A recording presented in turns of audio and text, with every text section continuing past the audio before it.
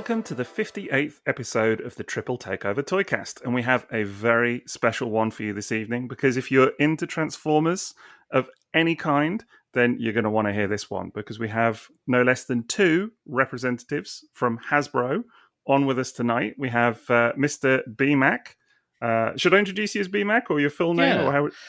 Bmac works. Bmac is all good. Yeah. Okay, cool. So I'm sure will know him as Bmac from the fan streams and many other things that we see online. And with him is Mr. Mark Maher as well. Hey, how you doing? Very good. Thanks for joining us, both of you. So with me as ever are my two usual co-hosts. Don't worry, I haven't replaced them both with people from Hasbro.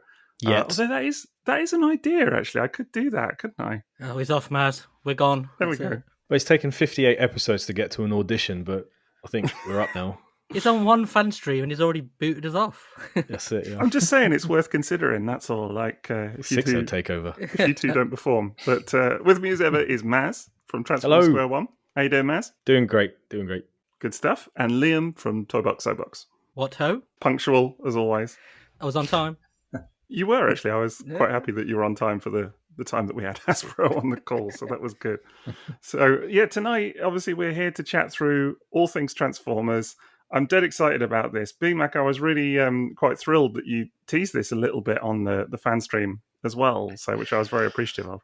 Yeah, I mean, it was great. We appreciate you so much for coming on and talking about the Robocin Elite. You had a chance to have your hands on it actually before I did, so like you had a little more, knowledge about how the app integration worked and how it was a little more fun than what the flagship was doing, and a little more like arcadey and unlock things. So it was great, and I was just like, well, Sixo's here. We definitely have to plug that we're going to be on in a few weeks, so the fans know, like, oh, there's more stuff to go get information from. We got to go listen. So.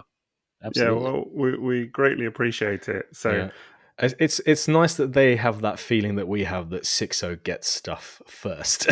So good to know that we're not alone. Internationally recognised now, isn't it? Yeah, it's not universally the case. But we greatly appreciated it. And I have to tell you, I mean, I know I said it at the time, but I was super appreciative of the whole fan stream thing, and had a great time as well. So. Did you feel the pressure? Very much so. Yeah, very much so. It was weird. It was kind of there was a lot of prep, and then suddenly it was like, and we're going, and it was like, oh, okay. Like it's just how we roll. You should totally have done that to them this time. You should absolutely have pulled the same trick with these two tonight. Yeah. I feel like it's a roller coaster at every single one that we do. It's true. Yeah. Sure. There's always something. Like we had to do a communication workaround because Evan and I were in the studio and Sixo was at home, and then there was like a AirPods issue and this and that, and you're just like, what is going on? And like we finally fixed it, and then I look at my phone bill because we had to talk on FaceTime, and I'm like, what was this hour and a half like international call thing? I was like, oh right, that was that day, got it. Just kidding. Okay, thank God for Wi-Fi.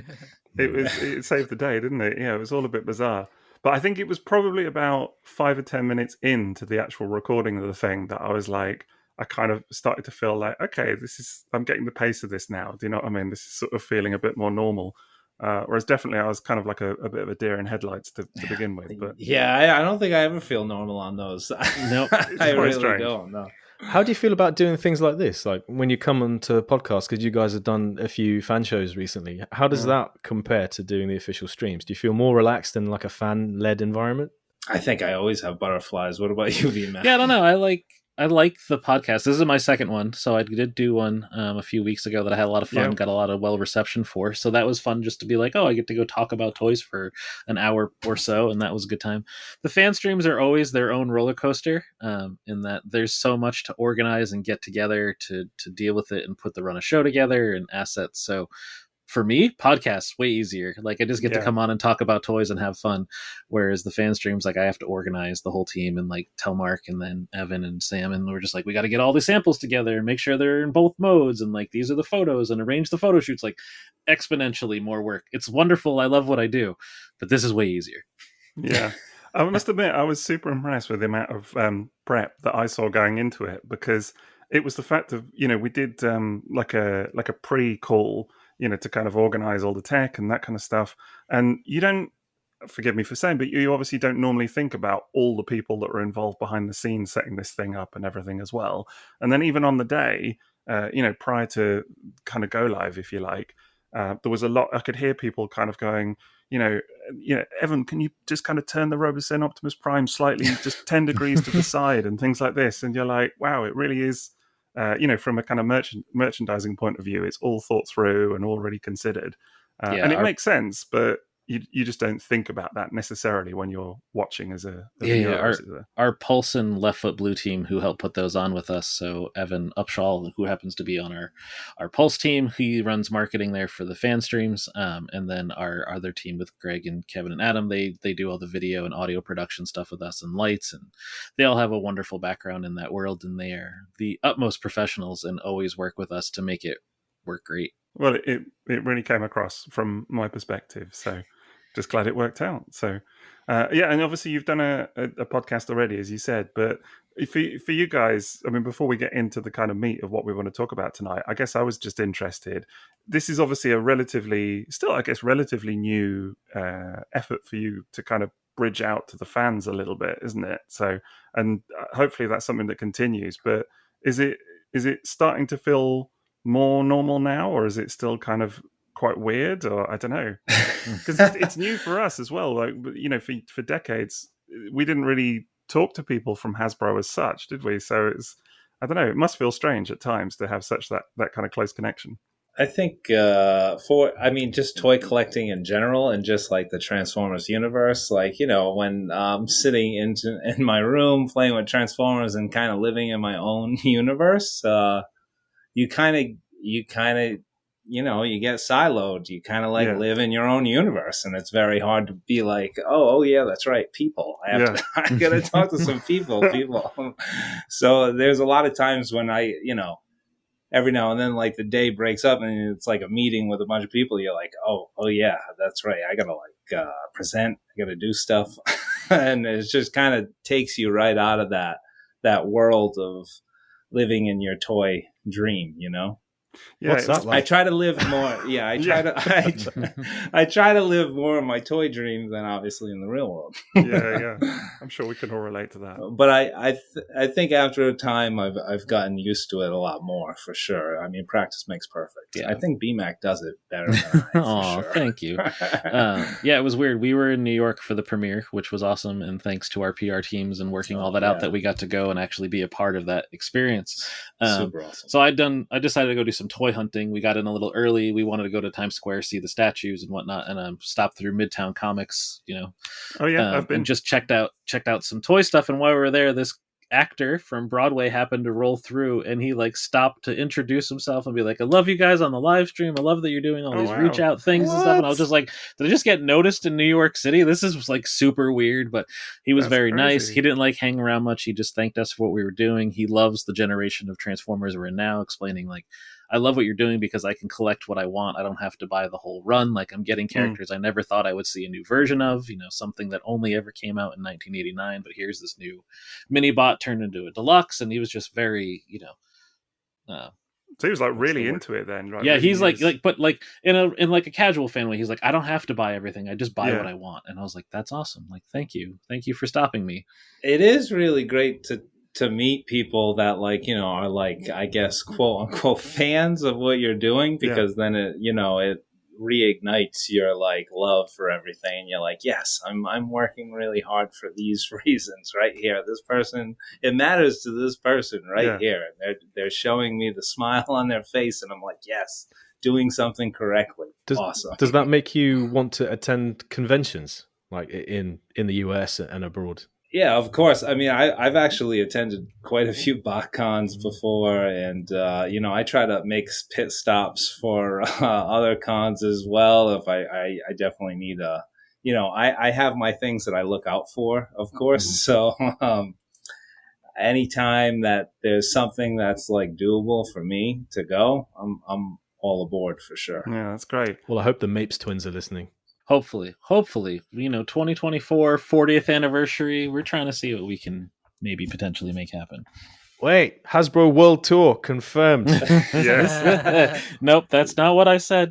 Nope. But it is really refreshing to obviously see everybody and get to talk to everybody and have that face-to-face meeting is really like going to MCM last year and getting to meet you, Sixo, was like really nice, and just being like, oh, I have been following you on Instagram and like checking out your picture and Twitter, and I'm just like, oh, this dude's real and legit and super knowledgeable. Holy crap, like he probably knows more about Transformers than I do. That. You can see Sixo's head inflating as we speak like that. Like, oh. No.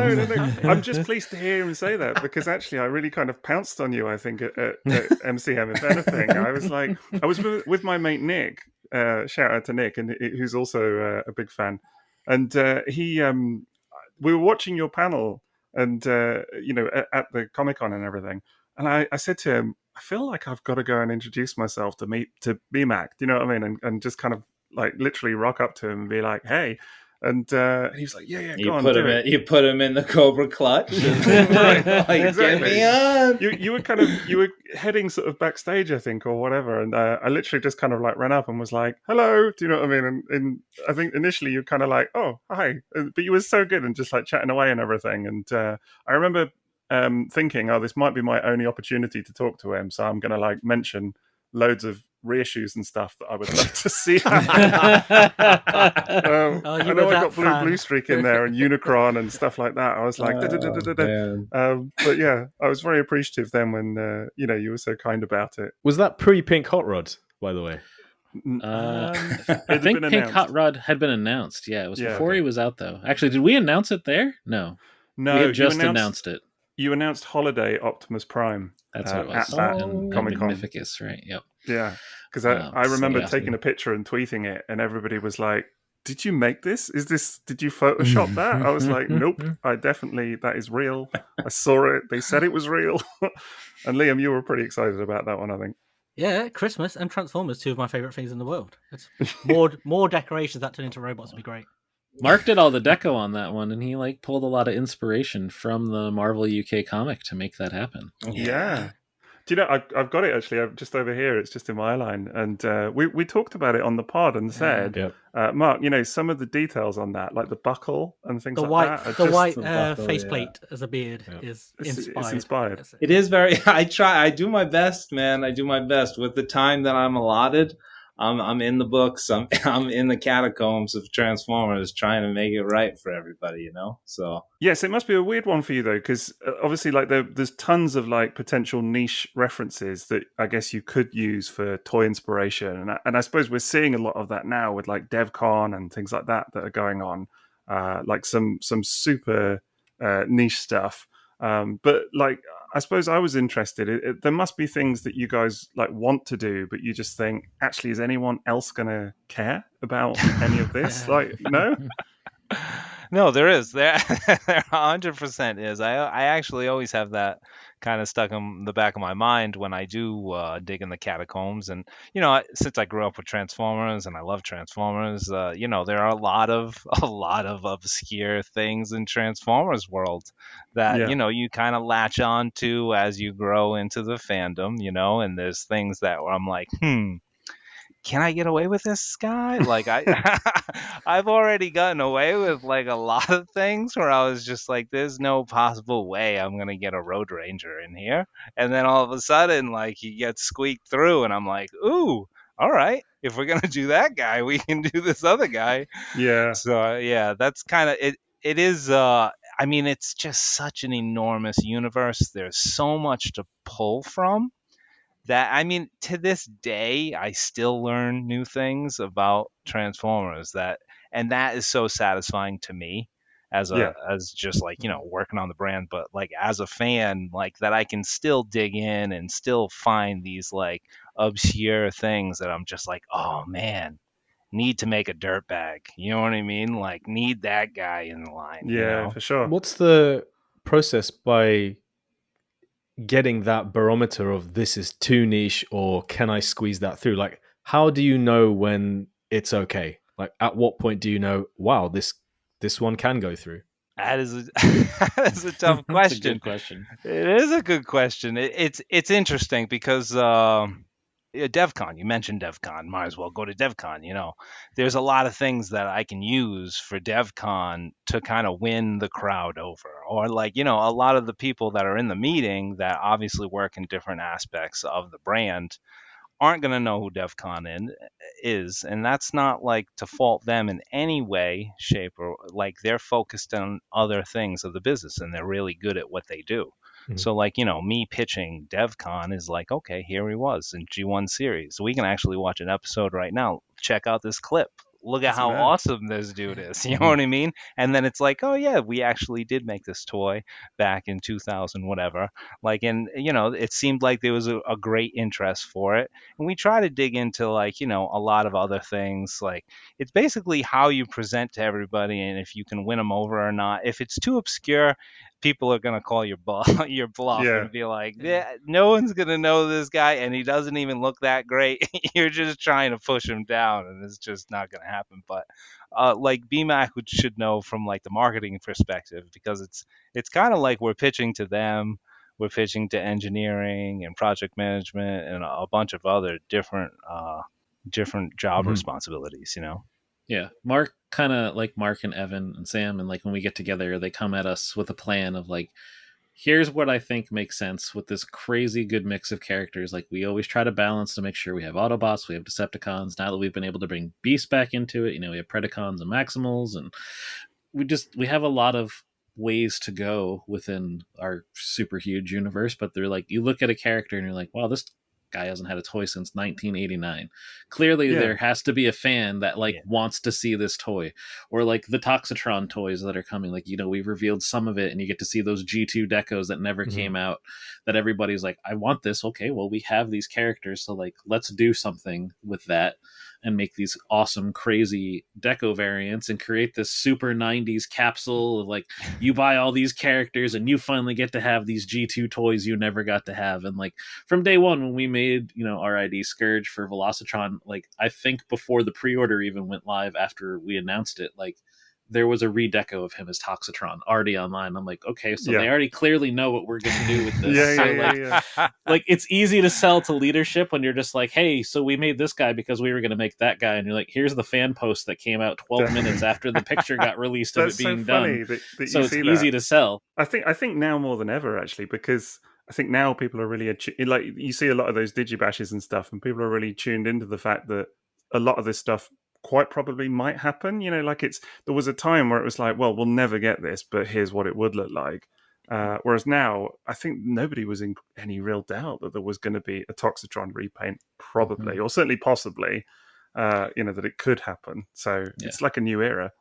And that is key for like, the fandom and everything like that to kind of grasp on. Like, we listened, and it's like, if that G2 itch is really scratching a lot of people, like, so guess what? We're gonna dive deeper into that G2 world and kind of create your little mini collections to fit on your shelf and to kind of like satisfy that G2 consumer, basically. So it does all work together in some way. How widely do you guys cast your net when it comes to feeling out the market and feeling out, like, especially for collector-aimed products like that? I mean, obviously, even if it looks super cool, you're going to attract non-collectors too when it's on a shelf. But if you are aiming it at collectors and you want to get a feel for how well received or well known something you want to do is, how far do you cast your net? Like, where do you look? Oh, that is a good question as well. That is a good question. Yeah, I mean, well, we're full of them. We look at everything, really, right? Like, we use all the marketing stuff that you're going to hear every marketer say. We look at POS, we look at data, we look at research, we look at this. It's actually funny, and like the latest research that we have, which is kind of a little bit older now, but Generations overall as a line actually skews younger than most of the other action brands. We do actually see a lot of kid play across Studio Series and Generations, which is Legacy, War for Cybertron, stuff like that. So we do kind of get that benefit of getting to still make toys for kids. It's not all 100% about fans. So we can lean into things like colors and dinosaurs, or like, Mark helped create the fossilizers, which are actually some of the best selling figures we've made in the last 6 years. And people just like dinos and like fossils, right? They like bones. Awesome, to be fair. I mean, there's always themes in toys that you always know are going to work with kids, and that's just like since I was a kid. Like, there's always those like those hit themes that a kid is always going to latch onto. So you kind of keep all that in mind when you try to create like new things that not only is your collector going to be interested in, but your kid's going to be interested in as well. And that it does actually create kind of a split head in a way. The split thinking is because you got to do this for the collector, but at the same time it has to be really interesting for the kid. And then casting the wide net is what the original question was. Deep dives, man. I really, I have actually a couple of friends in the fandom that I've known for I don't even know how long, for a long time, and like we always have like wants as we grow up. And like there's definitely holes, and I think in everybody's brain where they're just like, oh yeah, it would be great if they did this, like, and those things I think kind of just rise to the surface as we kind of go through and bring forth other characters. I think so. The net is wide. We listen to everything. We look into everything.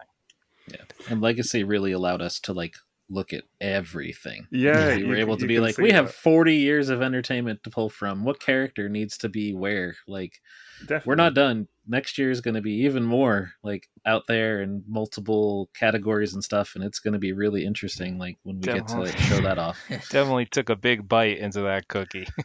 Well, you could feasibly keep Legacy and like Legacy Evolution going for years, right? Like I would have thought. I don't know if you see a shelf life to that, but with so many different past toy lines to pull from, there's still a lot to do. I mean, you've got however many Megatrons to make and whatever else, But I mean, I was chuckling the other day because I was saying, I think I posted something about it, saying that it feels weird to say that this is now a toy line where you can say, oh, I got the Legacy Megatron, and people will be like, which one? Like, was it the Dragon? Was it the tank? What was it? And it's but there's still so much more to do, as you say. So, Maz, I was thinking of, do you remember when you and I were in the toy shop near where I live, and we were looking at Puffer for your son? Yeah. You were looking for something to buy for my boy, we came across Puffer in the toy shop, and you've had an original Puffer, haven't you? A vintage one. I have one. I think I'm right. Oh, you have one still.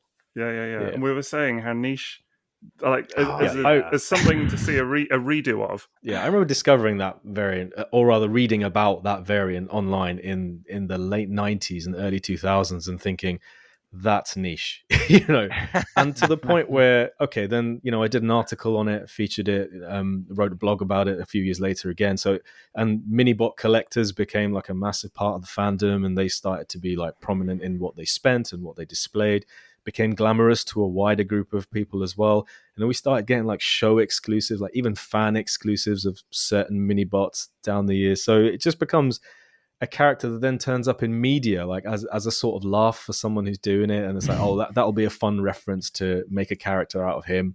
And then all of a sudden, it's a toy that you can get in a mainline retail store because it is now embedded in the fandom psyche, and they know that Puffer is a thing. And you just wouldn't have thought that back in 1999. It's true. It is very true. I mean, the Minibot. Like Minibots are definitely like a large part of my childhood. They were a very good price point back then, and just like the sizing of it, the playability of it was like really, really awesome. And there was so many of them that, and then all the different variations, and that's what keeps kind of the Minibot dream going, is like the different variations. And then like this one came from the Mysterions line, like this one's came from the Diaclone line.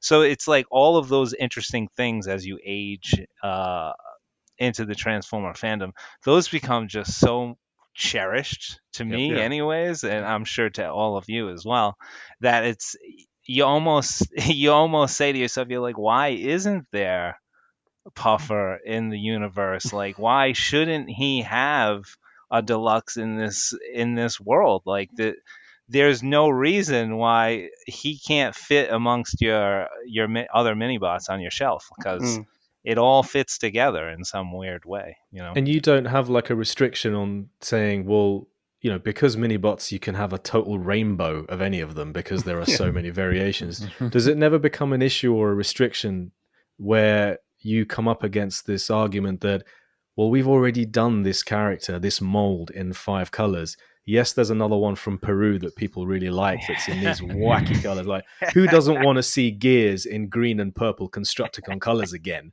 because the original's really hard to get now. Like, Is this your very wish few list? people have it. Well, I'm just saying, as Oh, an yeah. example, like they will have done Gears, they will have done Swerve, they will have maybe done something Shattered Glass, but then there's this fourth one. Do you ever come up against that? Like, we'd love to do this guy, but we've already used this mold X amount of times in the last few years. I do. I stop myself all the time. I always keep the count. And like that side swipe molds from WFC, I'm like, ooh, dude, can we get another one of these right now? And you really, I mean, once you get up there past 5 and you're going to like 8 or 9, you're like, oh boy, like I am really, really pushing it here. But it depends on the want for the character. I think after you do the deep dive in the research, like you're like, there's actually a large amount of people that I seem to think that there's going to be a good significant amount of buys on this character if we do them. And plus, there's also those capsule programs. If they fit into a nice capsule program and it makes for a nice color theory like arrangement and stuff like that, it's like a no-brainer. It is crazy how they go from being like a recolor of a toy, like you were saying, from Brazil or somewhere, but then when they come here to Generations, they become a character like Puffer. Well, yeah. They develop a backstory and stuff, and it gains like an extra foothold. It goes from being something niche to being official is the wrong word, but you know what I mean? It almost feels like suddenly like legitimizes that as an individual character.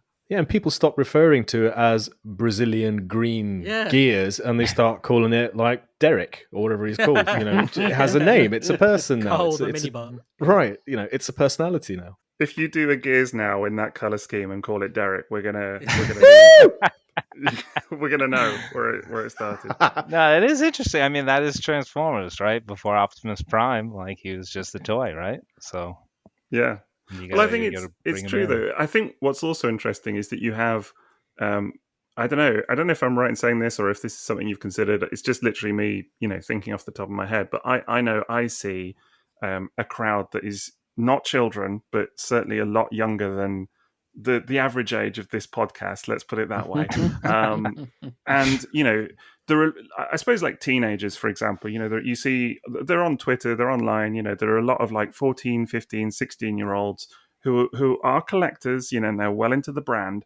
And I'm always surprised by their level of knowledge of the history of the franchise as well, because these are people that have done their homework. But I also think there must be, they're very young, but they must sort of almost be inspired by some of the stuff that you're putting out to find out more about the history of some of this stuff as well, like Puffer or like the Black Ironhide, is it DK Guard or what have you? Black Ironhide and the Blue Trailbreaker and that kind of stuff that you guys have done that, is never been in Transformers before, actually, and is now, as Liam said, becoming like an established thing instead of just some pre-Transformers variant, or I suppose even like with Puffer, some weird thing that's not even official actually until it is. And I think there's probably that kind of, I don't know, in between audience almost that is getting into the collector side of it, but they're not children either, if that makes sense. 100%. I think that crowd actually is booming right now because of, I mean, as obviously when we were growing up, there wasn't any YouTube or anything like that. But now, like, if you like Transformers, the amount of content out there for you to consume, and then if incredible. It's overwhelming actually. And that's just Sixo. Right. So if like one of these, like I guess early teens, like kind of, they get into Transformers, and I've met them too, and they're very, very knowledgeable, and it's like, they just access all of this information, and that's the world that we'd like to create with Legacy, and I'm glad that you just said that, is because it does create that interest. It's like it's what I used to refer to it to sell it into a lot of people is like, Marvel Universe is big. It's very popular. It's huge. Transformers universe is bigger. We just haven't tapped into all the catacombs of Transformers. Once we bring in all of those peaks and valleys of Transformers, we can just be just as big, if not bigger, than Marvel. I think it's true. I mean, I remember being a kid and carrying around, there's an old Transformers Universe book from Marvel from the 80s. And reading this thing from cover to cover, I still have it. It's dog-eared as anything, but it went everywhere with me because it was all there was. This is pre-internet and whatever else. And, even in the kind of wilderness years when Transformers wasn't so much a thing, there was still love for that book, to kind of go back to or whatever. But now, as you said, Mark, there's just, how much of this stuff is just at their fingertips through the internet? It's totally different. You have like a whole generation that like grew up on Rescue Bots too, right? That are now transitioning. They've had access to the live action films their whole life. So like they're just randomly scrolling through cable and all of a sudden they're like, what is this giant robot that just turned into a truck that's like laying waste to other robots with this sword? He has this commanding voice. Okay, I need to know more. And then clearly the internet helps, right? So you can TF Wiki and there's just a million websites you can go to. I thought you were talking about M.A.S.K. Were you talking about M.A.S.K? Here we go, M.A.S.K. chats. So, but yeah, no, like it's great to hear that you're seeing that in your market because like we see it here clearly domestically, but we have a little less like other than the internet for talking about Europe and like what's going on there. So, but also you were talking about people being 19. You remember being 19 and being into something, right? I remember being that age. We were just talking about it last episode actually, and being at university and having my first access to the internet through university internet rooms where people would print off car ads all the time and see it by the printer. But yeah, when I was into something at that age, I remember I was all in. I would research everything there was and I would actively try to catch up knowledge-wise with the people who were established in the community and who knew stuff because I was so passionate about it, I needed to know that much. So it doesn't surprise me at all that we've got young people who weren't there when this stuff launched or maybe when this stuff was conceived even, and maybe don't have older siblings or parents who are into it to pass it down, but they've picked it up through, like you said, they see it on cable or they borrowed a comic or something like that. And then they just want to know everything. And you can sit down in an evening because of all the platforms we have now and binge it to the point of being knowledgeable about Puffer or RID Scourge or Toxitron with no prior personal experience. So it doesn't surprise me at all. Yeah, I think you see it so much now with, I become very aware of that kind of younger age demographic, I suppose, online. But as you said, often they're some of the most knowledgeable people because they just hoover up stuff like TF Wiki. They got loads of time as well, to spend on the internet.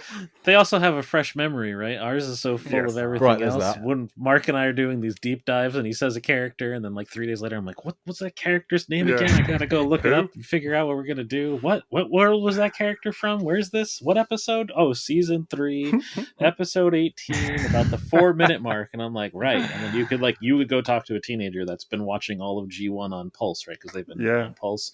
And just like they'd be like, oh yeah, that's from season 3, and they'll just like tell you like you're stupid, and I'm like, yeah, okay, I remember being that smart once. I'm not anymore, but I was. So, well, just to jog your memory, in case you had forgotten, I don't mean to embarrass you, but the thing that you were talking to Mark about was a character called JRX or Rail Racer. So just to put that back and fresh in your mind. Oh wow, that's what you were talking about. Jam. All right.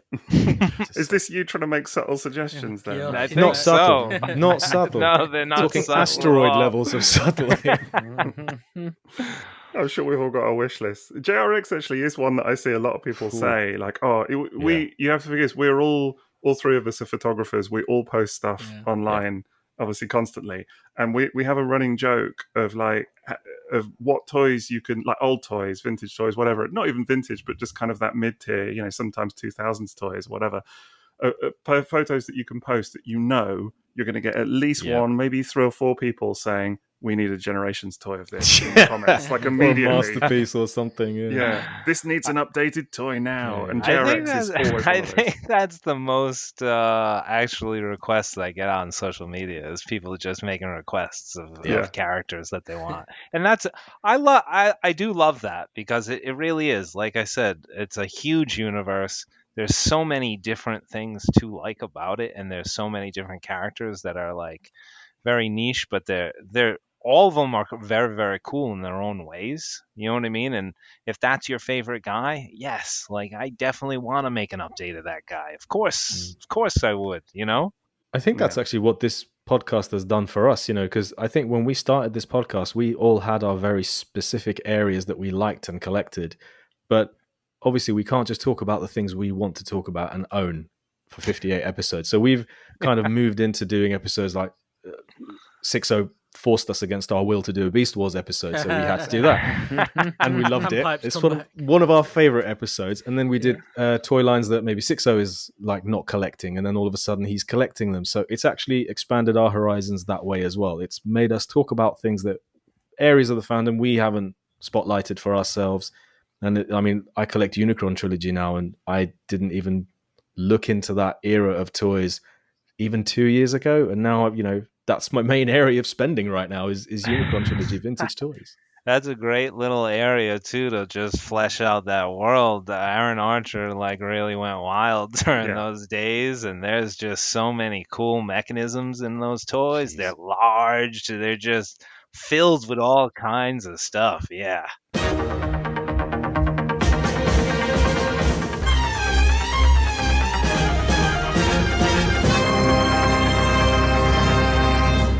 On that note, one of the questions I had written down for you guys was what era of Transformers drew you into the brand? So I'm guessing, Mark, with you, it was the original vintage era.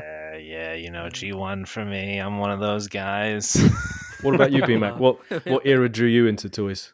I was on the tail end of G1. So I was born in 84, so I was birthed right before... Actually, I basically came out roughly the same week the comic dropped. Like the same issue 1 dropped, I was born, so it was meant to be. Born with Transformers. Born with Transformers.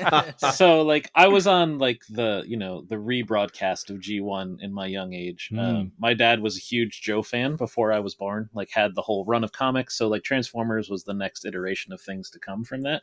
He still always kind of stayed Joe because he was a Johnny Quest fan as a kid. So that was just his new upgrade from Johnny Quest, right?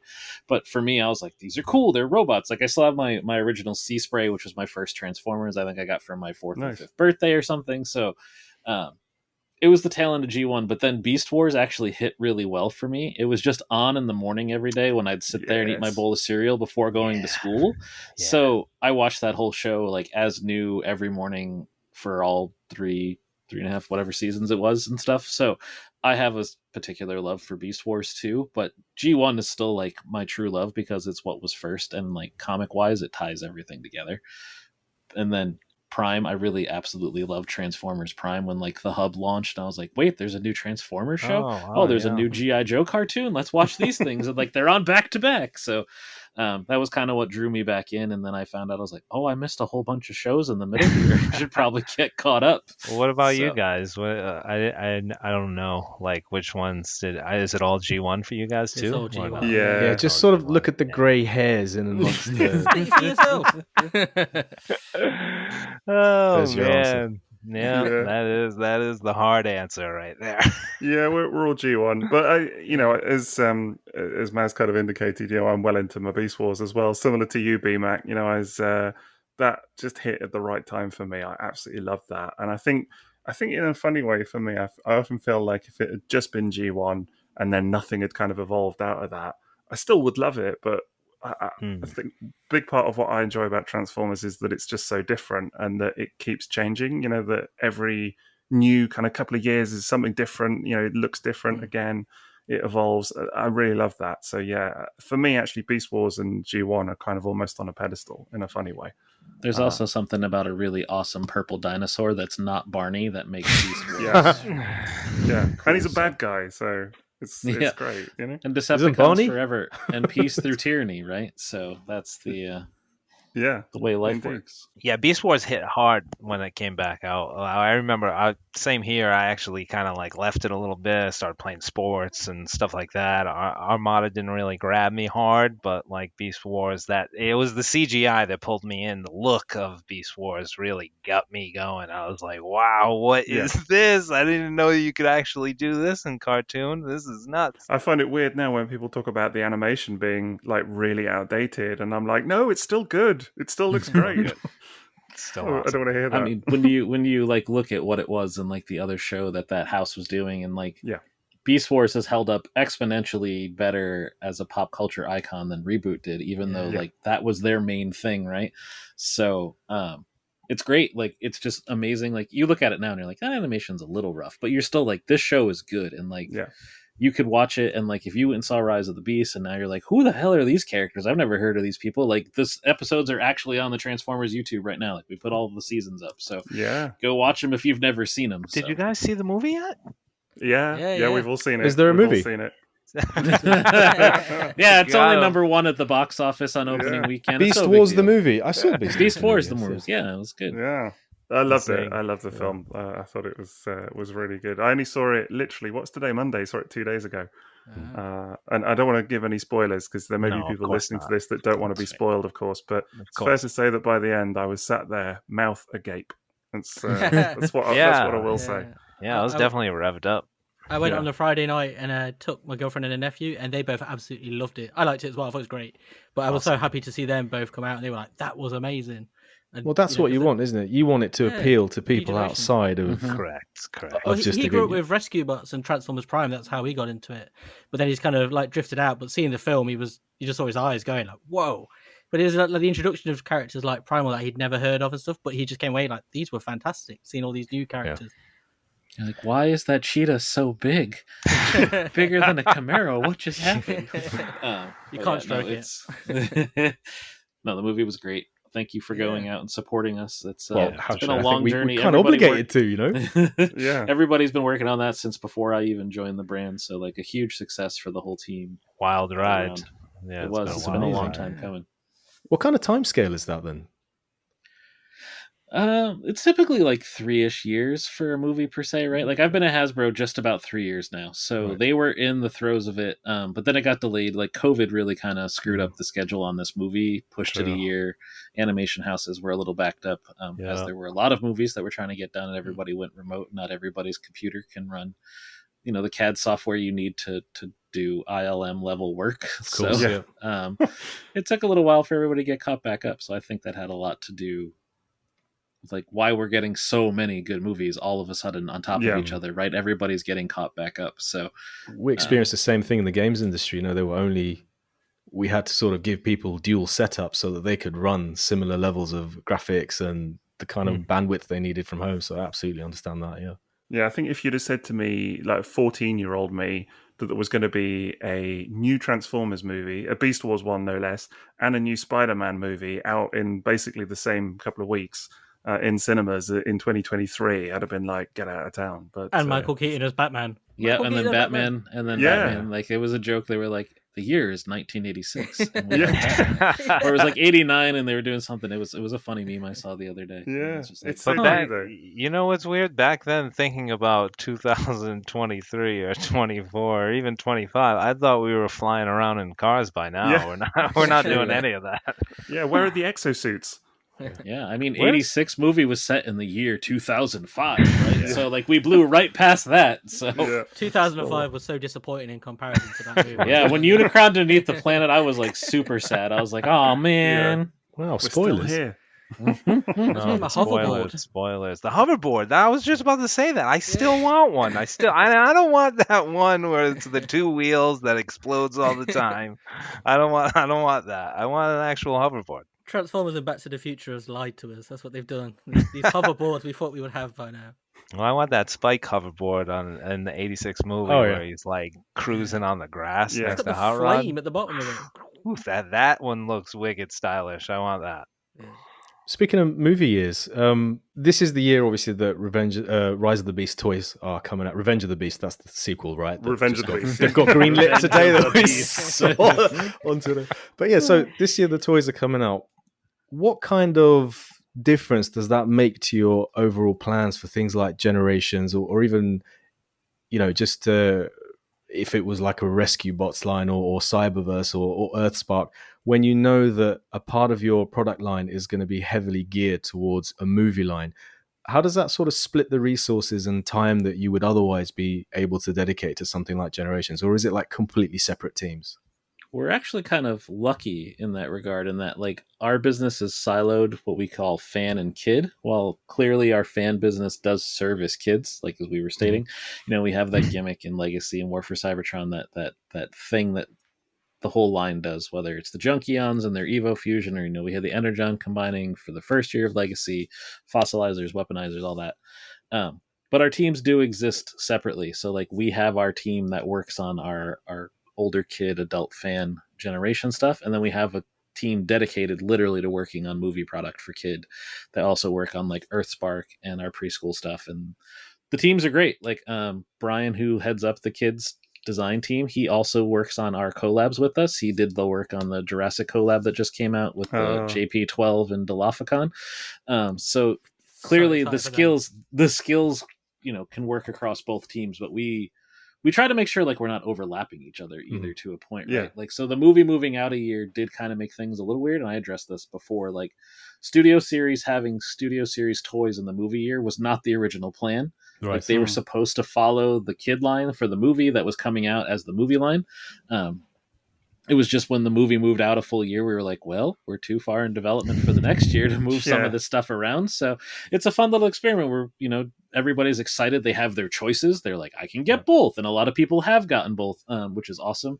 So it's a fun little new, interesting world for us this time around to experience. Cause like we didn't have Studio Series the last time we had a movie. We had Premiere Edition. And that was kind of the kids that was like the toy line, right? So, it's new territory, but we try to make sure that we're like the movie line gets the movie line, and we want to make sure that all of that is a cohesive world. And I think our team did a great job with that with the Beast Alliance, and just like they really made Beast the focal point of the movie. And then we got to do what we get to do in Studio Series and bring licensed authentic vehicles and characters that you know and love, and some other stuff from the movie that we haven't shown yet that we're going to show soon. So fantastic. I mean, one thing we get leveled at us at the games company I work at is if we put out a particularly fancy cinematic trailer or video, there are sometimes criticism that you should be dedicating this budget to quote unquote fixing the game. Whereas, internally we're like, well, we work in marketing. We've got nothing to do with development of the game. So I think is that the same thing where when people see a lot of product coming out that's not particularly the line they're interested in, and they level the same criticism at you, like, hey, listen, can you guys not forget about this line, or can you put out more Masterpiece, or can you put out more Legacy? Don't just pour all your... It's disappointing because they're pouring all their resources into this thing I don't like. It's not really correct, because these teams are separate and they have their budgets, and it doesn't affect one another that way. Yeah, to a point, I would say. Like, we balance out the brand pretty 50-50. And I think consistently, even in a non-movie year, you would see that. Like, we have just fun toys for kids. Like, our majority of consumer is definitely children-based. So, I don't think it's, unfair criticism per se, but I find, especially with this movie, that a lot of people are just like, these are beautiful. I have to have both. Like, I've gotten a lot of feedback from this, like, wow, this Optimus Prime or this Primal is amazing. I've been trying to find it. It's sold out everywhere around me. Like, are you going to do a rerun? Are we going to be able, is it going to be a restock? Like, how am I getting this figure? And then we reveal, like, we got the buzzworthy Bumblebee, Studio Series, Optimus Prime, and like, I have to have that one too because it's beautiful. And now they're going to have two Primes on their shelf, and I'm all for it. Like, buy the things that you love. And don't buy the things that you don't. Like, that's what's great about it right now is we have this diversity that, like, you can collect. If you're live action, you can go deep on the movie line, the Studio Series. If you're a diehard older fan, like, we are, you could go, I'm going to go with Legacy, and I'm going to buy this character, this character, this character. Oh, I've been waiting for Insecticons forever. This is great. Thank you for making the first two. Like, when are we getting more? So yeah, it definitely feels a lot more kind of mix and match than it used to. I remember very clearly a time, and I was probably guilty of this mindset myself, where it was like you had to, complete particular lines. That was what you did, and it was like you somehow weren't quite doing it right if you didn't complete stuff, and it feels like that's kind of gone a little bit somehow, that now it's much more like just, and you guys are definitely pushing that. I think that, as you've said, just collect what you like, don't worry about the rest, and if you want to have I think we were joking on a recent episode about the fact that you can get like Kingdom Rhinox and Rise of the Beast Rhinox both in the same scale, and actually when you see them side by side, it's actually quite nice to see these two completely different takes on the same character, from a different perspective. And they're not the same toy at all, but there are obviously similarities in terms of look and things like that, but they still both have their their niche, as it were. They still both have their purpose. And I think I've definitely seen that shift towards collectors nowadays being much more like, well, I want these two versions of that one character that I like, but I don't feel the need to kind of complete the rest of the line or whatever else. So I don't know. I presume that's something that you're kind of purposely tapping into a bit more. Maybe. Yeah, a little bit. Like, Mark always talks about micro collections, and he's really good at that. He and Evan and stuff, and they always look at like, how are we finishing this? Like studio series, you've clearly seen we're doing Dinobots, right? Like, so we have 4 out of 5. So what's gonna happen next? Just like making sure that people are getting those toys they want, but they don't have to get all of it. Like, I mean, I'll be honest, I buy every GI Joe that comes out because I love the line. So like, I have every classified toy, at least in triplicate, if not more. Like, I'm just that person that has to have them. But then there's other stuff that like comes out from our other teams. I was a huge Age of Apocalypse fan, so those 2 waves from Legends, I had to get them. But like, I don't collect all of Marvel Legends. They're awesome toys. I just, 1, don't have the room, and 2, don't need them like I do. Like when I see something come out and I'm like, oh, they made Apocalypse. I need Apocalypse. Like he sits up on my desk and lords over me holding a skull head every day. It's great. So yeah, there's a lot of I think all of our brands do a good job of that, actually, of like, you don't have to, but you can, you know. So we are, like, as a fandom, so well served with choice at the minute. Like, I was looking at the 2 different versions of Cheetor, and it was so nice to see it's not just 2 different scales, but 2 different looks. So you can have, like, a couple of years ago, do you remember people used to say, like, oh, when will they ever do Beast Wars toys again? Now you can walk in a shop and there's like 5 different Rhinoxes that look different. You can buy which one you want, yeah. And reissues. The one that even pulls apart and becomes a gun, because blaster, you know, because you got to have a fun Beast Alliance Rhinox. Yeah, it's hilarious. I think Beast Alliance was at one point the title of the film. No, it was going to be. I don't know if you guys recall that or not, but I randomly, that was like a working title or something. Was it? That. Yeah, I remember that. I randomly remember when it was first announced on the internet and that Beast Alliance. I came across it the other day and I was like, oh yeah, that was the title that was kind of first out there. The movies are always a wild ride. There's always all kinds of things that change over time, and like, I love that. Yeah, it is. It's definitely interesting. I mean, I was just listening to an interview with the director, how he said a couple of those scenes are going to be on the Blu-ray and whatnot. So I'm pretty psyched about that as well. Yeah, the same. Deleted scenes, you know. Yeah. I know everybody's talking about the transit scene from the start of the film. Everyone's holding on to that with dear life. They're like, transit, why isn't he there? I only discovered that existed this weekend on Twitter, and I felt like the John Travolta gift come to life. I'm looking around like, what are they talking about? It's a big thing. If you guys did a studio series, Transit Now, in a weird way, it probably would get more traction than it had if he'd not been deleted from the film, you know, just because it's been so publicized and people are like, where's Transit? You know, we need him. It's pretty funny. It's just funny how, like, it's like I said, it's a roller coaster ride on the movies. You just never know really what the end product's going to be like. So it's just, you know, especially when, you know, once the movie moved out, things were like, you know, changing around, this, that, and the other thing. It's just, it's hard to keep up to date and whatnot. So I got so many requests to make a Stratosphere this weekend. Like my DMs go up like, "What do you make a Stratosphere?" I'm like, "It'd be bigger than a Titan." What? Yeah, right. You want Optimus to be able to sit inside Stratosphere? I don't know. That's gonna be a big toy. That transformation sequence was wild. That's what Titan Plus is for, isn't it?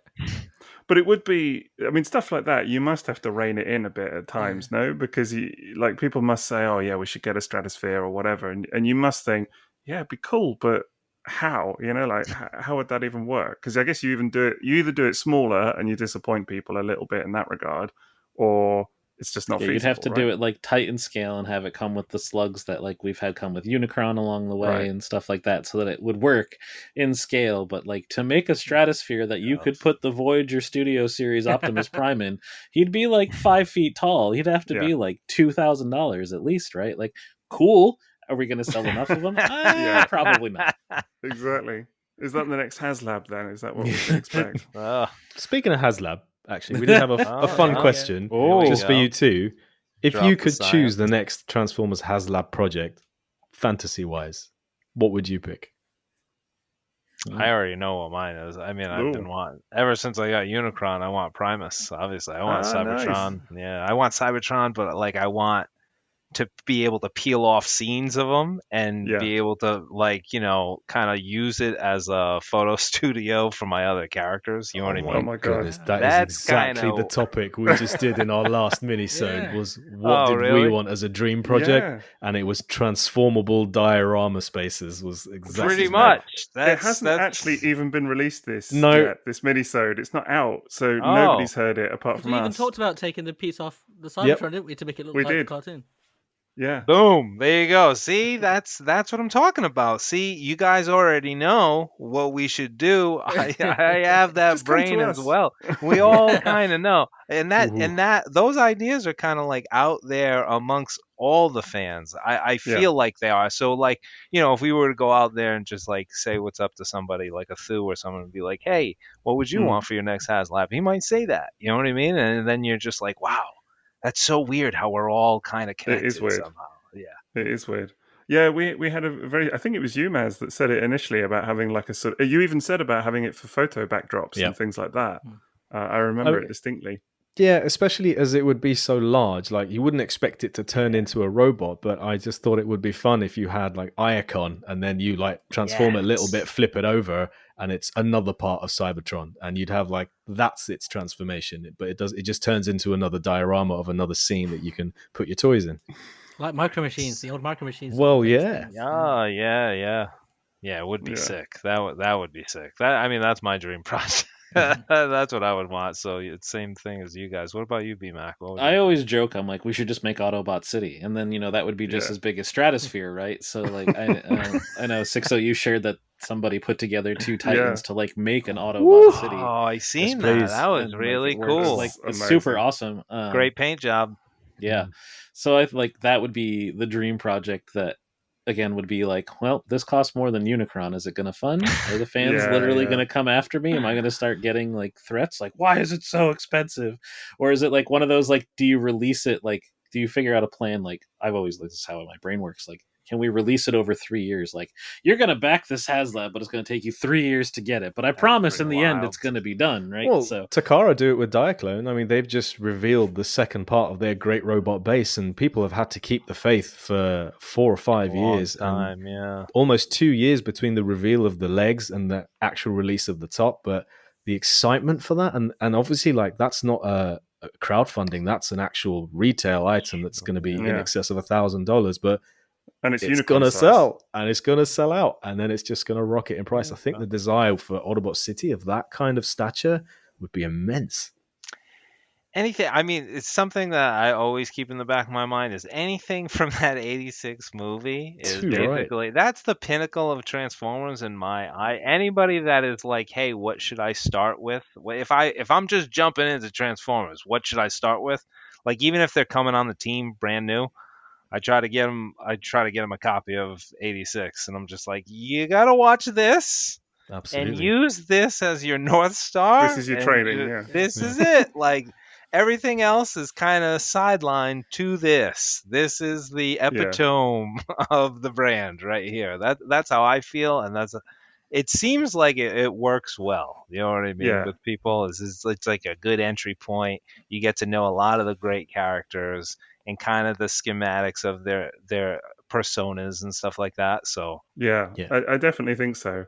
Some good spaceships in that one as well. Obviously, you've done the art, you've done Nemesis or doing Nemesis. Could be some inspiration there. Who knows? Perhaps. Just saying. Quintessence ship could be a fun HasLab. Oh too. yeah, that'd be a weird toy to figure out how to do, right? Yeah.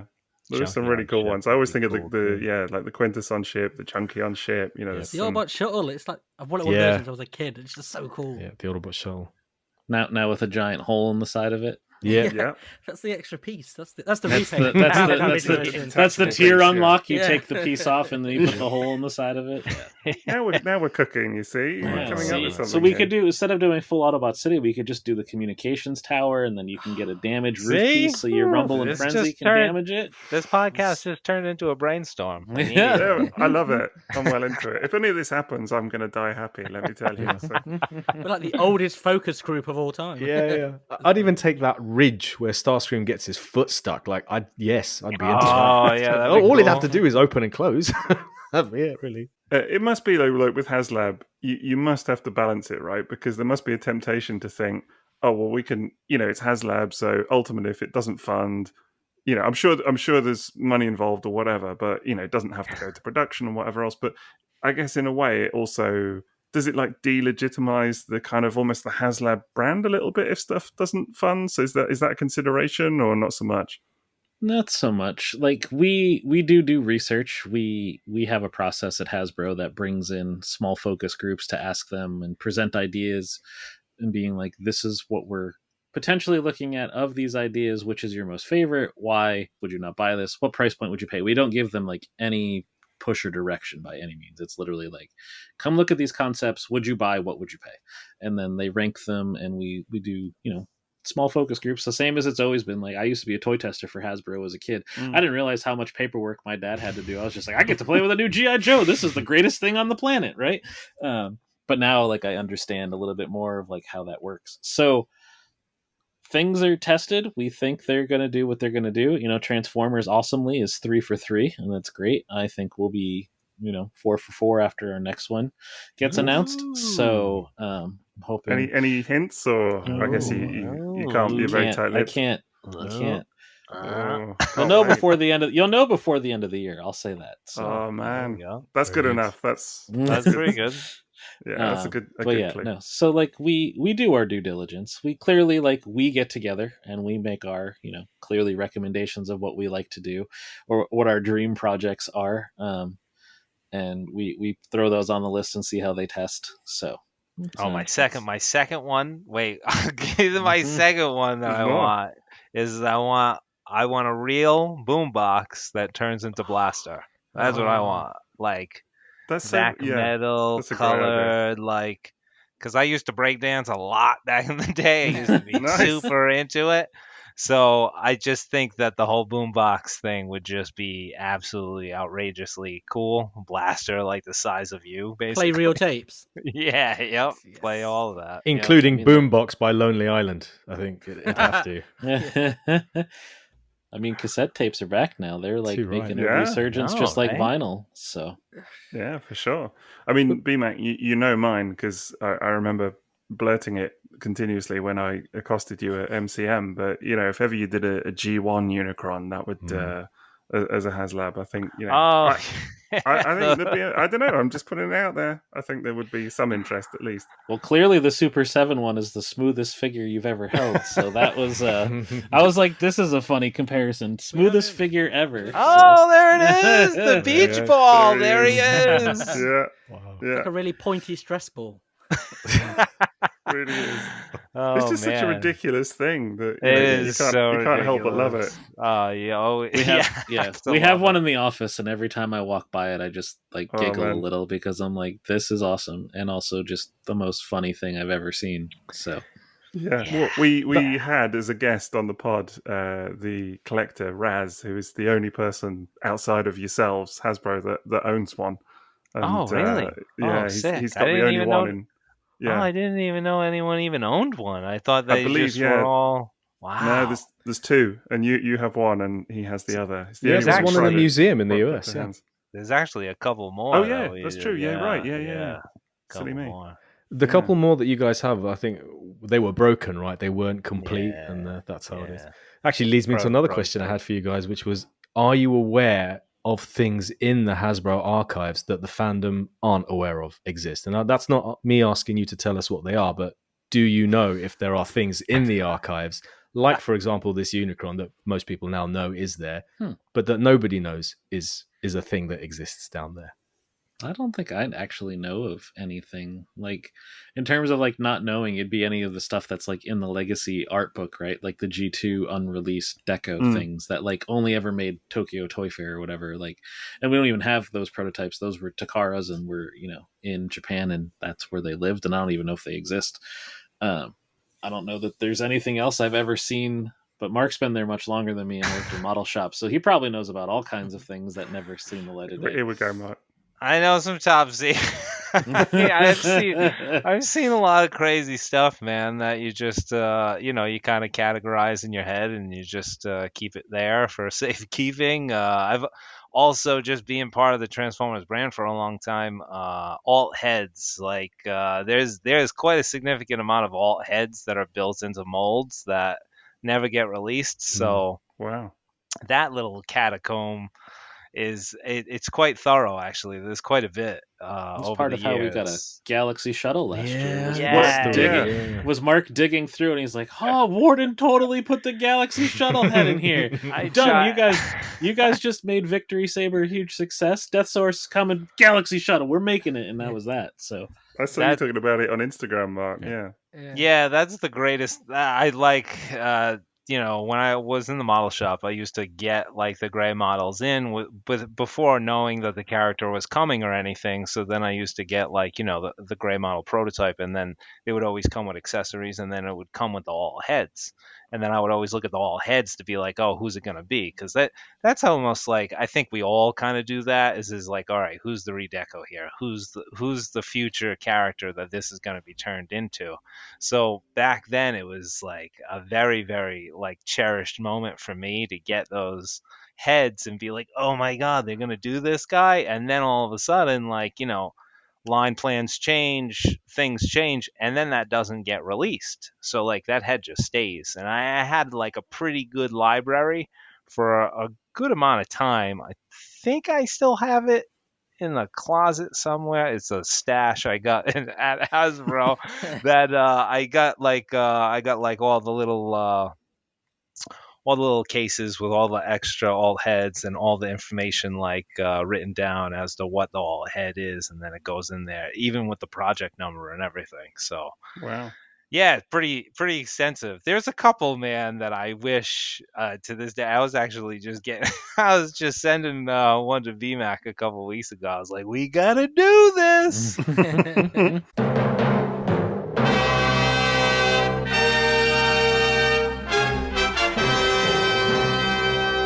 I had a question I really want to ask you about collector aimed product, like stuff like this. So it's a two-part question. So first of all, I want to ask you guys, like, when you and your team collectively aim product at collectors, when you go specifically for people like us, I guess, what is it you guys believe that today's adult collectors most want out of it? Ooh, everything, really. Everybody wants everything. Facts. Like, yeah, it's tough. I mean, obviously, articulation, ankle to head. Like, I want all articulation. Every bit of articulation I want, because most of the adult collectors, they're posing, they're taking photos. Like, you need to get this thing in any kind of pose you ever imagined. At least that's what I like to do as well. So that's one thing. And then it's like, all right, hollow parts is obviously a thing. So if you noticed on that beachcomber, I had some cost that I could put towards closing out the backs of the legs instead of having that hollow section there. I mean, don't get me wrong, like Takara is the best when it comes down to costing and engineering these transformation sequences. And even if there is any hollow parts, there's always sculpt detail to always discover on all those hollow sections, which I love the whole sculpt detail thing as well. So especially when we did Kingdom, the sculpt details are insane. So that kind of stuff. What else? Obviously, if he comes with a target master, if he comes with a weapon, like, is this guy a headmaster? Like, what's the deal here? Like, what can we shove in here that's going to be the complete character that? So like Needle Nose needed the 2 target masters in there, like, and that was something that I didn't want to budge on, because I've gotten a lot of product before back in the day where I didn't get those target masters. Yeah. Not Needle Nose per se, but I didn't get the target master. And then I had to wait and get like a different target master, and then it like didn't come with the guy, and then like I just, those kinds of things are pet peeves of mine, you know what I mean? So I assume that, like, collectors have those pet peeves as well. So obviously deco is a huge thing. Deco seems to always skew light when you pick Pantone colors, because of once you mix in the plastic urethane. So like, your color theory process there gets knocked off for a second there, because you got adapt to thinking what this color is going to change into when it actually gets put into the urethane molds. You know what I mean? So those kinds of things is what I kind of like obsess about, because when I was in the model shop, all I did was paint prototypes basically. So I had to mix all the colors in all the Pantone books. People would just bring in colors and be like, "Oh, you gonna match this?" I'll be like, what? I don't even know, like, you know what I mean? So those kinds of things, I think, are what collectors are pretty much focused on and want, and we try to do our best to give them everything we possibly can with the cost allotted for that scale. That's fascinating, actually.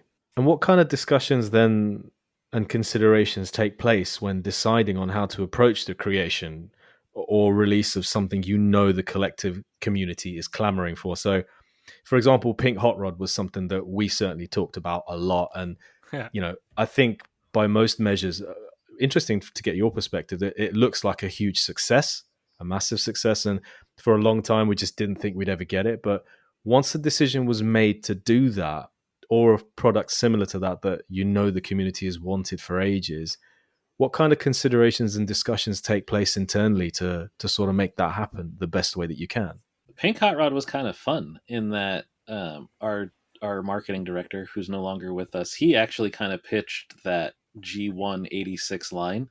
He's like, why don't we make a retro line for the movie that never existed? Like, there was no movie specific line in 1986, right? Like the toys that were still on shelf were everybody that they were told to kill. Like, I've become very good friends with Flint, and like he talks about, like, his initial directive was like from Hasbro was like, kill everyone, we want to make a whole new toy line. And then they reined it back in.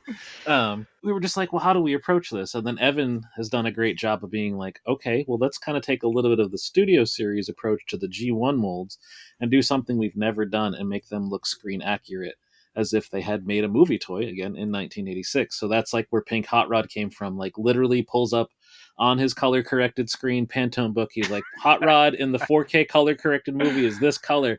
And he went back and forth with the factory till he got that magenta that, that he wanted. And then just like being able to like redo the Seekers in a way that looks really awesome with Starscream. And then, Hound, like getting to do the actual Jeep Hound in G1, but to make it look like it does in the movie instead of the darker green that it came out as.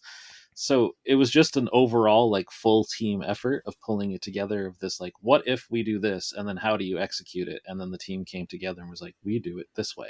Thank goodness. The art team. For Evan Brooks. Amen. Yeah. It's quite incredible. Using Marcelo to do the drawings on the front, just make it very 86-esque as well. So like, it's just been, that whole project's been a super joy to work on. Like, I just kind of got to inherit it. It was like getting kicked off when I joined the product team from franchise, and I was like, this is cool, I want to work on this. So, I'm in, like, let's do it. So there's a lot of internal excitement about it too. Oh God, yeah. I mean, we have a Teams chat where we literally talk day and night about all these kinds of things. I literally, when Evan Brooks came on the team, I harassed him for weeks. I always tell him that I'm like, dude, I was getting in touch with you at like 1 a.m. and you were answering, and he was like, yeah, I didn't think you were gonna stop, and I was like, oh, I never did. Brilliant. So it's just, it's really nice to have people on the team, obviously, that are just as passionate as you for Transformers, and it's just we really all do just geek out over this stuff, and we take a lot of pride in doing it correctly. You know what I mean? And it's just funny when Evan does work on that line every now and then. He's like, he's like, here's 8 pictures of this character in all different pinks.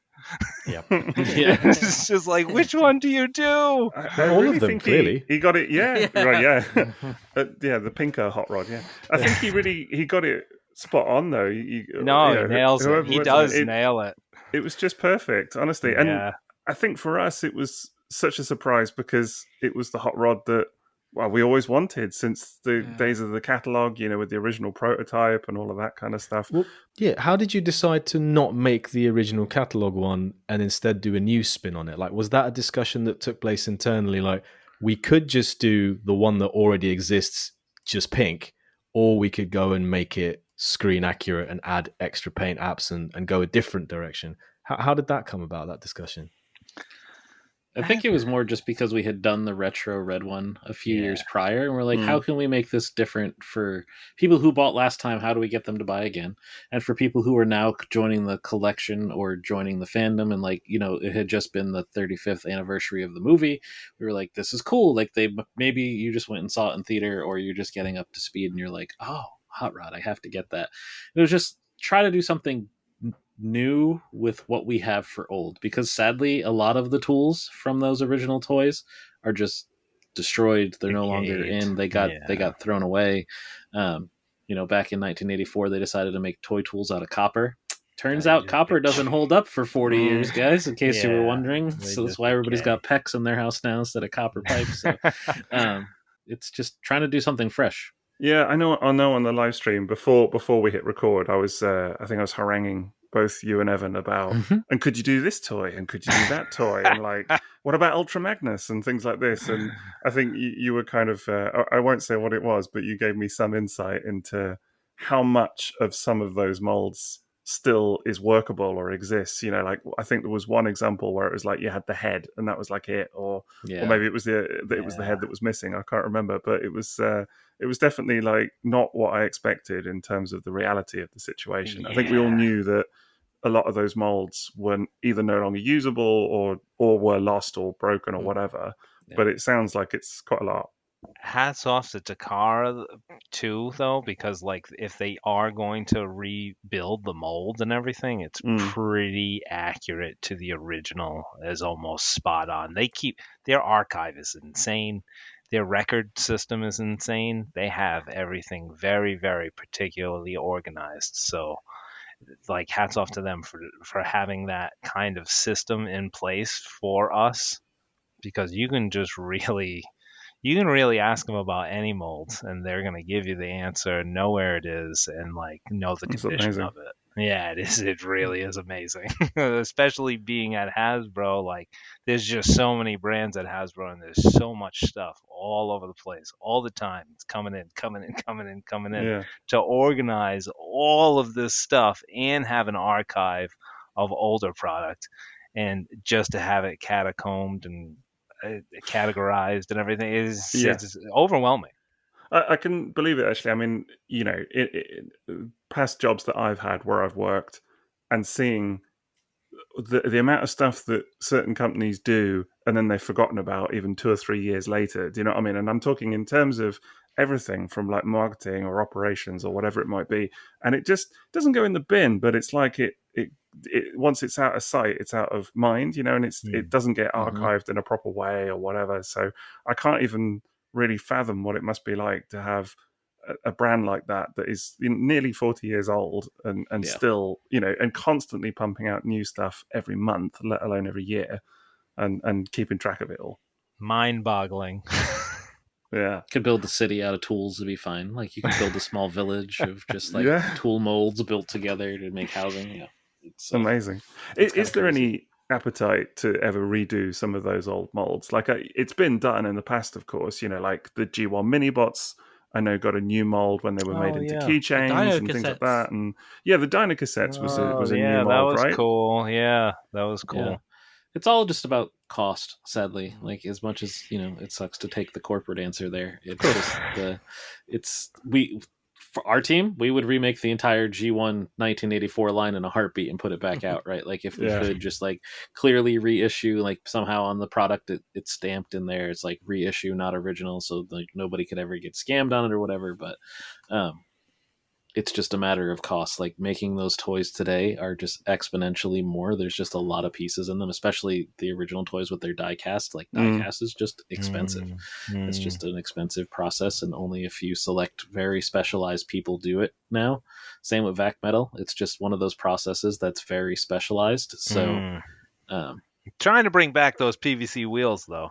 Trying to get those in there. I was so amazed when I got Beach Camera at the weekend. I didn't know he had rubber tires. I was such a that's rubber, and I pulled it up. It is rubber. That's fantastic. Yeah, there was something about those things, like, as I was a kid, always resonate. And I think mini bots, like, as a whole, those G1 mini bots and like the G1 toys having those rubber tires, there was something really magical about the roll on them. Like, they just roll incredibly well. And plus quite the appealing detail, as well, the detail that you can get in that PVC mold is just incredible compared to like an ABS mold and different plastics and stuff. So, if you could pick one retro toy, what would you like to see out there? And to make it very clear, this is not us asking you what's coming next. It's like, with all the considerations you've talked about, cost and molding and stuff being lost, as a fan and a collector, what would you love to see in the retro line? My answer is easy, but it's also the most controversial one in that I want an original G1 Megatron, right? I knew you were going to say that. I just love it, like too. Because I'm lucky, because Soundwave is one of the molds that's actually still good, right? So being my favorite, I luck out in that he has been released recently. Yeah, and his tools are accessible. So, but yeah, it's just one of those. We live in a different era. 40 years ago, it was a different time and place, and you could make toys like that. It's just, I don't know. If I had to pick a toy that we could actually make, for me, a Minibot, I would like to re-release my Sea Spray dude, just because I think it's fun in a different mold and would be fun for the generation of today to get to see. Yep. Purple G2 one, no less. Yeah, wow. I got the G2 what a flex! Yeah. The G2 ones are always around. A lot of people don't know about that purple variant. That's a real little oddity because it's normally blue. Yeah, it's normally the G2 Sea Spray is normally blue chrome, the vac metal chrome. But then there's the purple one is a rare variant. So it's nice to have. I'm gonna pull another one out on you. This is what I'd like to see. Yes, please.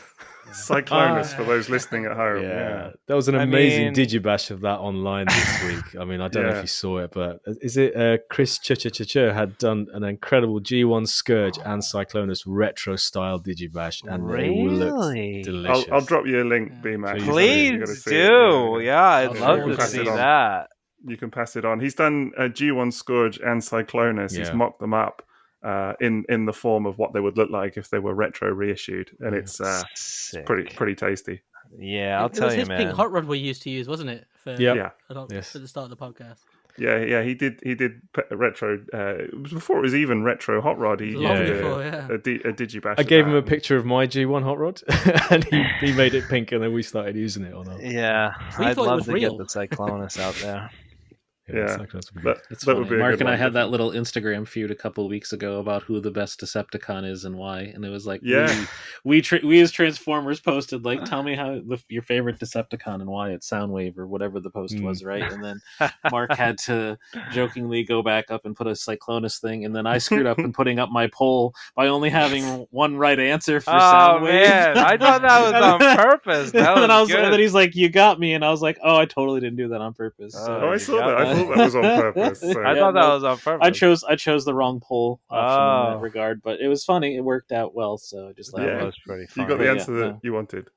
Yeah, great. No, it's always fun to be able to do these extracurricular banter activities and engage with the fans and have fun with each other, because it does get super serious sometimes, and we need a little relaxation. I got a question for you guys. What's your now we're gonna flip the script here. What are your desk bots? What's your go-to desk bot right now? What's your guy that is always chilling next to you, ready to go? I'm gonna lift them up now. Oh, we got a Shockwave. Oh, this is Superlink or Energon Shockwave. Wow. There's a lot of Diaclone around me. There's loads of Diaclone. But also, interesting. You'll be pleased to see these guys, and one of these I picked up just the other day. So that's Core Class Soundwave. Core Class Sound Blaster. Nice. Excellent. A lot of people have that Soundwave on their desk, I can promise you that. Yeah. Oh, good. Shout out to Ajima-san. He works on that. He killed it on that. Wait a second. Is that an Onslaught? This is Landcross. These are two Landcross guys. The stealth black versions, which I got in. I'd never experienced this toy. And I got these two at a great price, and haven't actually been able to remove them from my desk because they're so nice. They've got their own robot modes, then you stick them together, and they've got two combined robot modes and then vehicle modes. And if you get the other four, they make their own combiner. It's just an incredible toy. Impressive. That's a flex right there. All right. Yeah, that original Landcross toy is incredible. If you've never seen one up close or whatever, I don't know, but it's amazing. It's really something. And that is one actually that whenever I post a picture of Landcross, the original, someone inevitably says this needs a generations update every time. Yeah, I would say so. last one for me, promise. Little Koro Q hot rod I These are so good. Little Is that the pullback Q guys. formers? The Q And they, formers? and even they have rubber tires too. And there's like a sparkly toy version. I love this stuff. This is from like back in 2000 that I just completely missed them, and then came across one this year and thought I'll try it out. And you were talking about this whole pick and choose. I'm not built that way. I need to have them all. So I just went on a quest. You're on a mission to complete Koro Q now as well. Is Yeah. that the thing? Yep. Oh, that's Okay. awesome. What about the rest of you guys? Sixo, what do you got? Yeah, well, do you know, I'm not at my desk, but I do have this guy never too far from my... Oh, nice. Oh, there we His go. a bit bigger. Megs? It's Nice. old His Tank G.I. Joe Megatron, which I got to tell you, I'm 2 for 2 on these. You know, I got the Bumblebee as well, and I think they're man. great. I really, really like them. You think those are good? There might be another one coming this year. Well, let me tell you. Yeah, I'm it's so my pleased. favorite. Right. Okay. Because there's a rumor doing the rounds, and I wonder if I don't know what rumor you're talking about. I'm just excited to work on Transformer I won't G.I. say Joe it, products. I don't want to put you in. Was that the spiel from the pre-show? Yeah, it was. Yeah, exactly. There was a rumor doing the rounds. I'll I'm trying to see if you're winking or not, but you're not. So you're doing very good. But no, it's they're 2 for 2, and I think they're great. And I think what's really been good about those, I don't know the process of where these have come from or that. I presume it's from. Did you say like the more kid side of things? So is that this the was collaborative actually side? kind of more a fan play. Like we wanted to find a way to make sure there were still O-ring Joe characters. For our Pulse and fan channel consumers. So this was just a great way to continue to build out that O-ring program while also showing like these worlds can exist together in a fun and unique way. And like Lenny says it best all the time. He's like, it was awesome that it was very thoughtful in that Megatron didn't just come with Cobra Commander, because Megatron wouldn't put up with Cobra Commander's crap, right? Just be like, this dude's an idiot, I'm not dealing with it. Mainly because Cobra Commander is Starscream. Like, Chris Latta's the same voice actor, so like they're the same person. So like he's like, I want Baroness. She's a genius. She's conniving. She's ruthless. That's who I would pilot with. So I think like they've been very purposeful of who they come with, and I think you'll see that when the next one gets released as well. It's fun to like team up, and like clearly I'm a huge Joe fan, so like when I ever joined the team and they were like, so we're making these things, would you like to manage that? Yep, done, mine. Take them. And then like when I got to do the next one, like I just threw out my idea for what it should be, and Mark's like, I have a whole deck on that, I thought the same thing, here, you want this? And it just like it was done. Like we just knew what we were gonna do. I used to work on G.I. Joe. I had like such a blast working on Joe. I mean, Joe is just a fabulous brand. There's just amazing stuff going on Joe. It's awesome. Yeah. Well, I think that's what works for me about these two, actually, is that they're both toys. They're both brands merged really perfectly, because when they're in vehicle mode, it is just a G.I. Joe toy. It's like having an original Ore Striker or an original His Tank. It looks and feels. I posted a picture of the His Tank, and there was someone, because you often get this where people see a picture of a new toy and think that it's the old toy from 1980 or whatever. I had it even with Robus and Prime. Someone was like, oh, I got that in 1984. And I was like, with Unicron. I don't think so, dude. But, there was someone that swore they'd had Unicron when they were a kid, and it turned out they'd had Armada Unicron. Just chatting to them. Great and they toy. mistook it. Great toy. Yeah. But no, there was someone that was like, oh, yeah, I had these G.I. Joe toys as a kid. And I had to say, well, actually, these are Transformers, and it also does this. Look, and turns into a robot. And they were just like, shut the front door. Like, it's incredible. So I think it's job done, because it looks and feels like a Joe toy. The fact that they come with the original kind of reissues of, the O-ring characters and everything. It's, but then they transform as well, and they look great. So I can't wait to see what's next. Huge shout out to Lenny for working on those O-rings too. Liam, what's on your desk? Oh, I live like a child, so my desk is just covered in toys. But first up, we have the Alpha Trion there. Oh, nice. Everybody has a robot with a beard on their desk. A Hero is Born pack. That was fun. Yeah. That was when we first got to point that Legacy could also be a moment in time, which was really awesome to like concept to get behind of what Legacy could be. I love the box sets. They're so good. Like, they're just fantastic. Are they fun to put together? They are. And then clearly, like you were saying, any toy with a beard, I'm in on. So clearly, it's that one was fun. That project actually started with Lenny, and Evan brought it home because Lenny had switched to go to Joe full time. Yeah. So that was a fun handoff, and like it was a great thing to reveal at SDCC last year, and people were just like, "What?" And then like we gave you the Orion packs and the cup mold so that you could also do the like, "Oh, he just got attacked by the Decepticons and his leg blew off" scene. So that was fun. It's amazing how well that works, as that cup mold works as Orion packs as well. Like at first I wouldn't have thought it, but then you just look at it and go, it is absolutely spot on. Yeah. But other than that, I'm a Generations guy, so my desk is full of these guys at the minute. Oh, nice. War for Cybertron. Yeah, they look awesome. so cool. We love this guy. Yeah, that's a good. Those came out really good.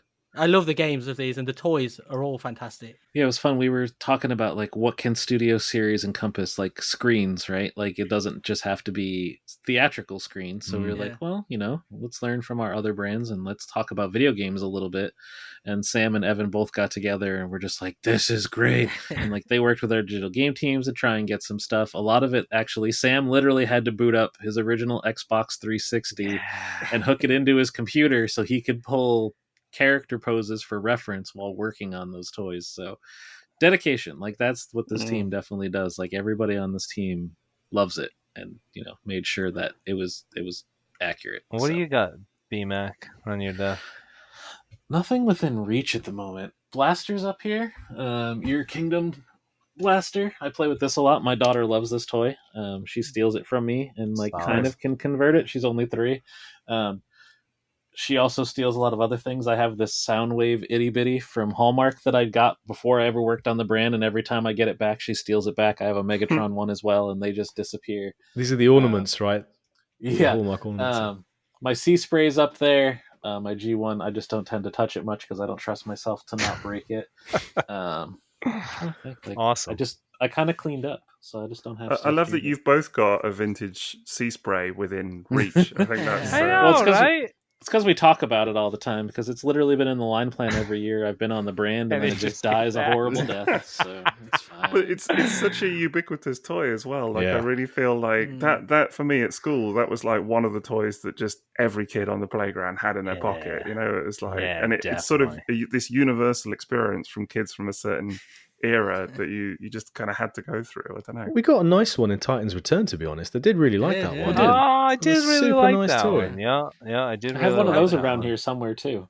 Yeah. Somebody gifted it to me in the office. They were cleaning up and they're like, "You always talk about Sea Spray. I have this Titan's Return Sea Spray. Do you want it?" I'm like, "Yep, thank you, mine." It's funny. I'm surprised that it's all Transformers you guys have next year. I have like a real weird cornucopia of stuff next to me. Yeah. Do you recognize this? Ooh, that's like a little stealth bomber. What is that? That's a Starcom figure. Yeah. Oh, wow. Starcom. Amazing. See, that's what I'm talking about. Name dropping that. There we go. What door have you opened here? Here's my Diaclone Big Powered. This guy is... Oh, all right. How about this? How about this? I have a Ninja Turtle Splinter that transforms into a turtle van. That's amazing. That's ludicrous, actually. How about this? It's a transformer, but it transforms. Whoa. Do you know that is? GoBot's Vamp. Oh, right. Wow. Cool. It's a goodie. Good toy. Solid toy. I must admit, I'm a relative newcomer to GoBots, but... Oh, yeah, Wars. Nice. Oh, very nice. RID. That's fantastic. You're reach mine, he's just over there. Yeah, you're in our area now. Like all 3 of us are big RID 2001 fans. Oh, really? Oh, okay. Yeah. There we go. Ooh, what's that? This is RID X-Brawn, and of course, you guys have just like, there's a Shadow Striker coming, which is not okay. Moda. That's a thing. Yeah, like RID Car Robots is very much like our speed. We kind of interesting. Feel like we had a bit of a revival into that line. Not too long ago. I've actually been like catching up on that show lately. Like I try to bounce around and like get caught up. I was like, I started with Armada, knowing like we were doing Prime and Megatron. I was like, okay, I gotta get caught up on this because I was like in college then and kind of like clearly missed what was going on. Yeah, and then I was like, oh, okay, what's this show? So you in for a treat. Yeah, I think for a lot of people, it's weird to say now maybe, but because it sort of gets forgotten about. But I think for a lot of people of that era, it was like their Transformers, because it was after Beast Machines, after Beast Wars and all of that. And there was, for a lot of people that hadn't seen vehicle mode stuff for a long time, this came along. Liam, you're in that category pretty firmly, aren't you? That you were like, what's this? I'm back in. The second I saw Cars again, it was like, oh my gosh, it's like the Transformers I remember after a little break with Beast Wars. And that's what it felt like, just seeing all the cars again. But also the vintage Transformers were back in there, some of the G1 toys, weren't they? Yeah, you're like Cars and Beasts. This is weird. Exactly. It's a good compromise, half and half. We're there. But the cars were fantastic to see robots into cars again, like licensed cars as well. Yeah, incredible. Yeah, that was cool. Yeah, it really was. Lamborghini. It's the second we saw a Lamborghini, because it's such a quintessential Transformer, isn't it? As a Lamborghini Countach. Yeah, I love the fact that it's such a hodgepodge now, though. Because it was like, I think at the time, I'm right in saying that it took a mold from every pre-existing Transformers line and smushed it all into one. So you had like G1 Bruticus sitting alongside some of the G2 molds, sitting alongside stuff from Beast Wars, and pretty interesting. Just really, I've been seeing someone posting a lot of things. When I first came to Transformers, we were doing like a lot of Reveal the Shield. Do you remember that series? Yeah. I've been seeing. I can't remember who the account is on Instagram, but like I'm reviving that whole thing, and I feel like that was a hodgepodge of characters that were just kind of thrown in to be like, reveal the shield. Hey, this is a whole bunch of dudes right here, like out of the blue. And they were all good toys. It was just like I didn't know what the whole thematic was. A really nice Cyclonus in that line, actually. Yes, that's and the Wind Charger. The Wind Charger. The Jazz. Great. A lot of people like that. Yeah, that was a goodie. Jazz. That got turned into the Blue Note Jazz, I believe. Sam Smith worked on the exclusive. There was an exclusive Blue Note Jazz. Is that like the G2 styled one? Yeah, in the box set with the Optimus. Yeah. All my non-Transformers and Joe stuff is still in my basement technically, but like my classic call it a classic now. 1992 Batman the Animated Series Batmobile is down there. Oh, I have a Conan the Barbarian toy from the cartoon that I love. Just have a lot of other just fun toys from being a kid growing up. Toy Biz, Marvel stuff. Usually just always I like to ask that about people because like, at top of mind, usually I keep like the characters that are like top of mind around me that I'm just like, this is like a wicked cool toy. Yeah.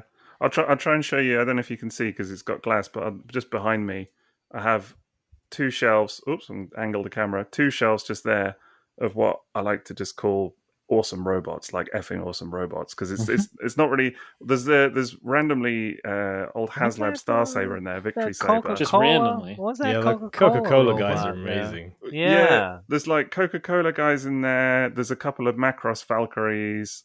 There is quite a few Brave things actually. So there's like Brave X Kaiser, Dragon Kaiser. I'll send you a picture afterwards because I'm not angling that very well. But there's a few. There's like the Diaclone triple changer is in there. The helicopter that never made it into Transformers. Sick. There is a couple of GoBots. Leader 1. Hey man, I'm a huge GoBot fan because back in the day, those were a lot cheaper than Transformers. So I had way more GoBots than Transformers. Transformers were kind of pricey. So like I had a lot of GoBots. I used to love the show too. I'm a big GoBot fan. Is that there's a rumor, and you don't have to say anything. I'm just gonna read faces here. There's a rumor of Rock Lords making it, into Legacy at the moment. I don't know if there's anything to that or not, but interesting. I don't know how we'd sell a pet rock in today's world. You know what I mean? Yeah. Interesting. Okay. There's rumors of that circulating. Let me put it that way. So all right. I'll have to start reading some boards. The internet is abuzz with all kinds of news. Yeah, it certainly is. It certainly is.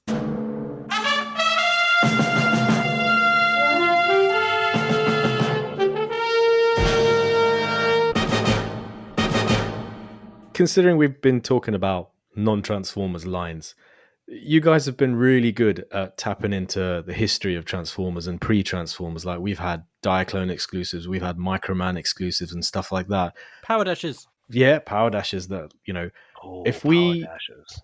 I got to do the deco on those guys, except Those for are so Cromar. good. I didn't get to do Cromar. I got to do the nose cone dude and Zatar or Zeta. But there's yeah. obviously a desire to do that stuff amongst your team. And when you decide to do an exclusive like that, what's the process you go through to sort of do research on what they look like? Because you guys also released the Burnout recently, like a small redeco of Skids. But I noticed, like, instead of going with the Skids face that the original toy had, you guys chose to have a cross-cut face on it. And I always thought that that was probably because it would help set it apart better from Skids, which is blue, and this one's black. So kind of close together if it went completely accurate. But what's your process for, like, researching that kind of stuff? And how close to the original do you need to get it to feel satisfied that you've done it justice? Man, it's tough. I mean, Burnout appeared in the IDW series as a female character, so I thought to myself about the crosscut face. I was like, I know I didn't know actually for sure we were gonna do crosscut or not, but the alt head was in there, so I was just like, for a race, Burnout, for like not only a fan but like a kid, that just makes sense right there. But I thought, if it is a female character with a face mask, she doesn't really have to look very feminine, so I could get away with that. You know what I mean? And kind of lean it towards more of the IDW Burnout than the actual Diaclone Burnout, because I also didn't get the tooling to do the scooter or anything like that, or the pilot and stuff like that. So like, it's tough when the Diaclone stuff is tough to like just all of a sudden you're just going to do a Diaclone character. Now, if that Diaclone character showed up in other continuities that we have, like the IDW series, that gives it a little bit more ganuff and a little bit more sales power. You know what I mean? Because then there's like a little bit of storyline behind them, and it's not so obscure to someone who's actually paying attention to the fandom. So yes, I would love to do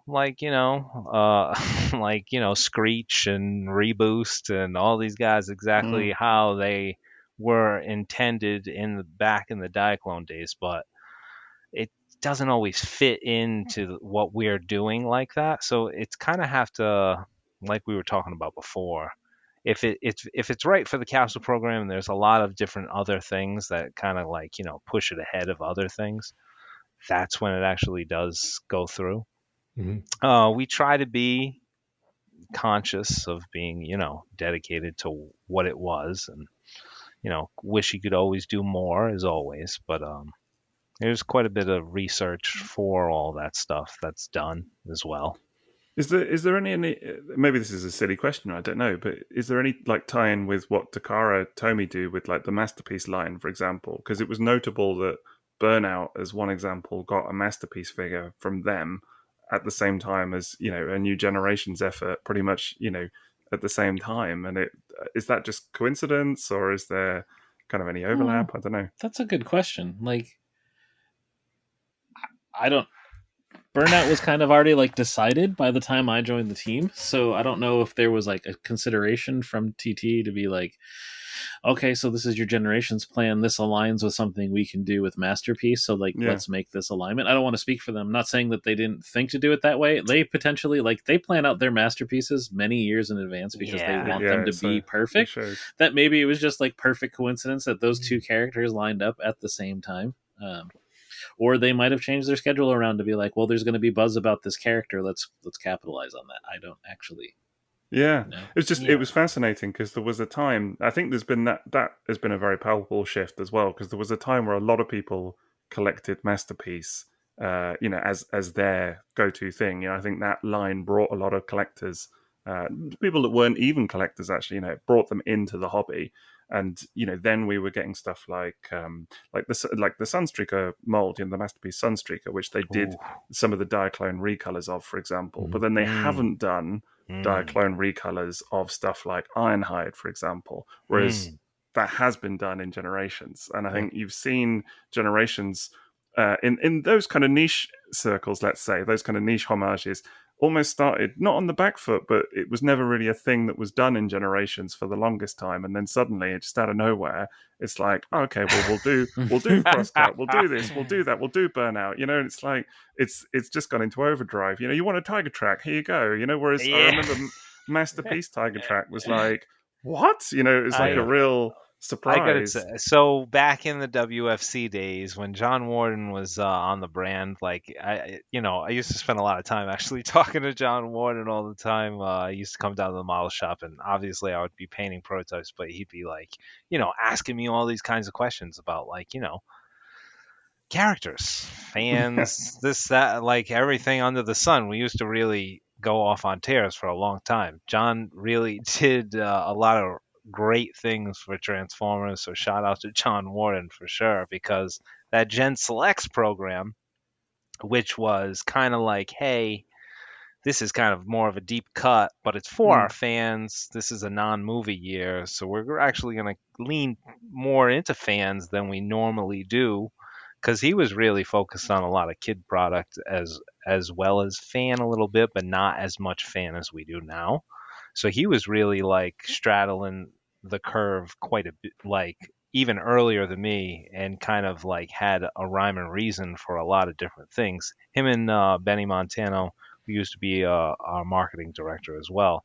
The Gen Selects thing kind of just opened that box, per se, of, oh, these are niche characters. These are like really niche, like obscurities that there's a want for, but not an enormous want maybe in the main line or anything like that. But there's still a want here. So like, why wouldn't we tap into that to give everybody those kinds of characters that we normally wouldn't be able to do? You know what I mean? So as long as you're setting up the molds to be like, okay, this is going to be this guy and this is going to be this guy. If you can get 2 extra heads in the mold for your first release, like you mentioned, like Ironhide, he didn't have a different head, but like, a black redeco of Ironhide into like per se a new character, that just stings in my eyes to be like, ooh, that looks awesome. Like that's just an awesome toy. Like, so sometimes those kinds of things happen just because of that. But John Warren definitely did like kind of go into the catacombs. The Power Dashers, I was actually really hyped about. I'm glad you say that, because that was some of the first decos that I got to do when I was on the team, and I was just like, wow, we're doing Power Dashers right now. Like, really? Where's the where's the mini spies? Like, yes, please.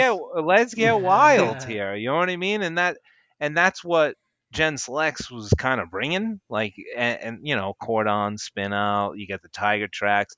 I mean, they're all those molds that you already love, like the Sideswipe, but as a different color, as a different character, a couple different paint applications, and I'm gonna want it. You know what I mean? Yeah. And I think that we wanted to cater to as well. So that kind I think of flourished. It's such a fundamental part of Transformers collecting is repaints anyway. Just, I mean, the fact that you've inherently got some of the the sort of franchise all stars like Ratchet and Grapple are repaints anyway. But then even just the fact that you can take a Sideswipe and make it yellow, and it's just the greatest thing ever. It's really kind of made for it. And Transformers fans seem happy to just adopt this stuff as new characters, so why not? Yeah, I try when I do that kind of stuff, like especially with that Shattered Glass program and stuff like that. Like if it's a mold that we're going to redo for like the umpteenth time or whatever, like I always try to like at least try to find a different way to, I don't know, give a new accessory, or like maybe we can get something else in here to sweeten the deal here, so it's not just like you're on the repaint train, because that's not the goal here. The goal is to basically say, hey, this character does exist in our universe. He's a repaint, yes, but like he's his own character. He has his own persona and he has his own attributes. So dive into that deep cover and love that deep cover. You know what I mean?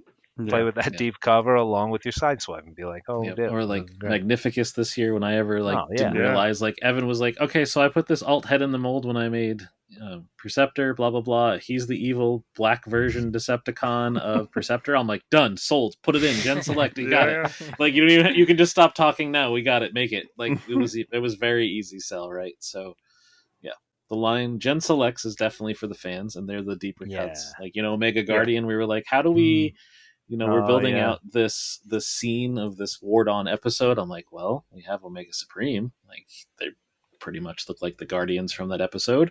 We had heard, like, and clearly we have seen other people with making Guardian stuff and being like, yep, we can do this. Now's the time. Let's do it. And it was a huge success. It was actually one of the best pre-orders of the year. So I finally got to see that thing in London at Forbidden Planet in the display. It was outstanding. It absolutely outstanding, stellar looking thing. We had huge success with Black Zarek off of Scorponok from War for Cybertron, so we knew the fans would be interested. Yeah, that mold. I think Thomas McGuire, shout out to him as well. He's over there at Just Play, I believe. He worked on that initial Titan, and then once Lenny got it, and then redid the head, got the spear in there. It was just like, wow, this thing looks so awesome. Yeah, Black Zarek. I managed to convince a friend at work to buy one recently because we saw it in the shop, and he keeps WhatsApping me pictures of it with his dog. Oh, it's always in the background in our WhatsApp work chat, and people keep asking him what it is, what this little devil-horned creature is behind the dog. And something about black redecos always look good. Always look good. Yeah, for sure. I love that Black Zarek. And I think that as well, in a weird way, considering the original toy is, very hard to get, but GPS prone as well. I don't know if that ever kind of enters your brain, that kind of stuff of like, well, people have probably always wanted this, and never been able to own it. So I never owned it. It's always interesting when, like, the group on our like brainstorms or on our meetings where we're just like, yeah, well, I want one because I never got one. I'm going to say this, not Maz is going to accuse me of flexing, but it's not meant as that because I actually do have one, and let me tell you, it's a stressful thing to own, because it's Flexo has entered the building. Flexo. How did you get the name Sixo, by the way? Oh, well, more on that later. No, now. You've been asked by Hasbro to explain. I just always I always love the name, and I was just like, I always wondered, like, what is that? It's a screen name I've actually had since I was, I want to say like 17 or 18. Like I used to be on a few Transformers sites or whatever back in the day. I mean, we are talking a long time ago now since I was that age. But and it just stuck with me. And actually, I think I took a little break for a couple of years, I remember at one point. And then I think it was when I discovered that I was registered under that same username on TFW 2005. And I was like, and this was probably about 2014, but it had been registered since like the early 2000s or something. I'm assuming you're a Six Shot fan? Yeah, I am. Yeah, I am a big Six Shot. I am. Honestly, I'm going to give the game away now a bit, I suppose, but I don't really remember where it came from. I remember I had it as a name at they did a European BotCon in 1999, I want to say, and I had it as my name then in 99 on a lanyard that I wore to that event where we met like Simon Furman and things like that. And so I remember it was my name then. It was in a church, in London, London town. And I headed up there as a teenager. So it's just a name that has always been, kind of with me, as it were. So interesting.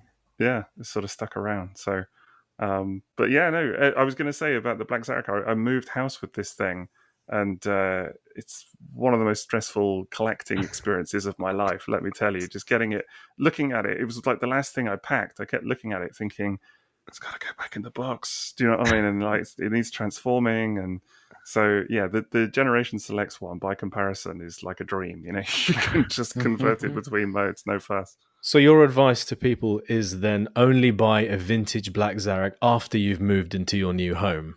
Yes, that's really very good much advice. So. Yeah. I took it as make sure you buy it while you're closing on your house, so you can just be ready to move it twice. Definitely don't want to be moving that thing around. Let me tell you, it's like a total headache, but nice to have.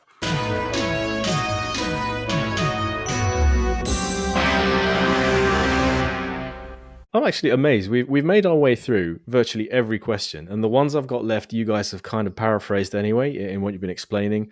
But there is one other thing I'd really like to know, and I think these guys would too. It's like, what era or niche of Transformers do you feel is the most underrepresented in recent and modern product lines? That's a good question. Oh, I'm going to get on the podium and start talking about Machine Wars this, Machine Wars that. Welcome to the Church of Machine Wars, otherwise known as Triple Takeover. Yeah.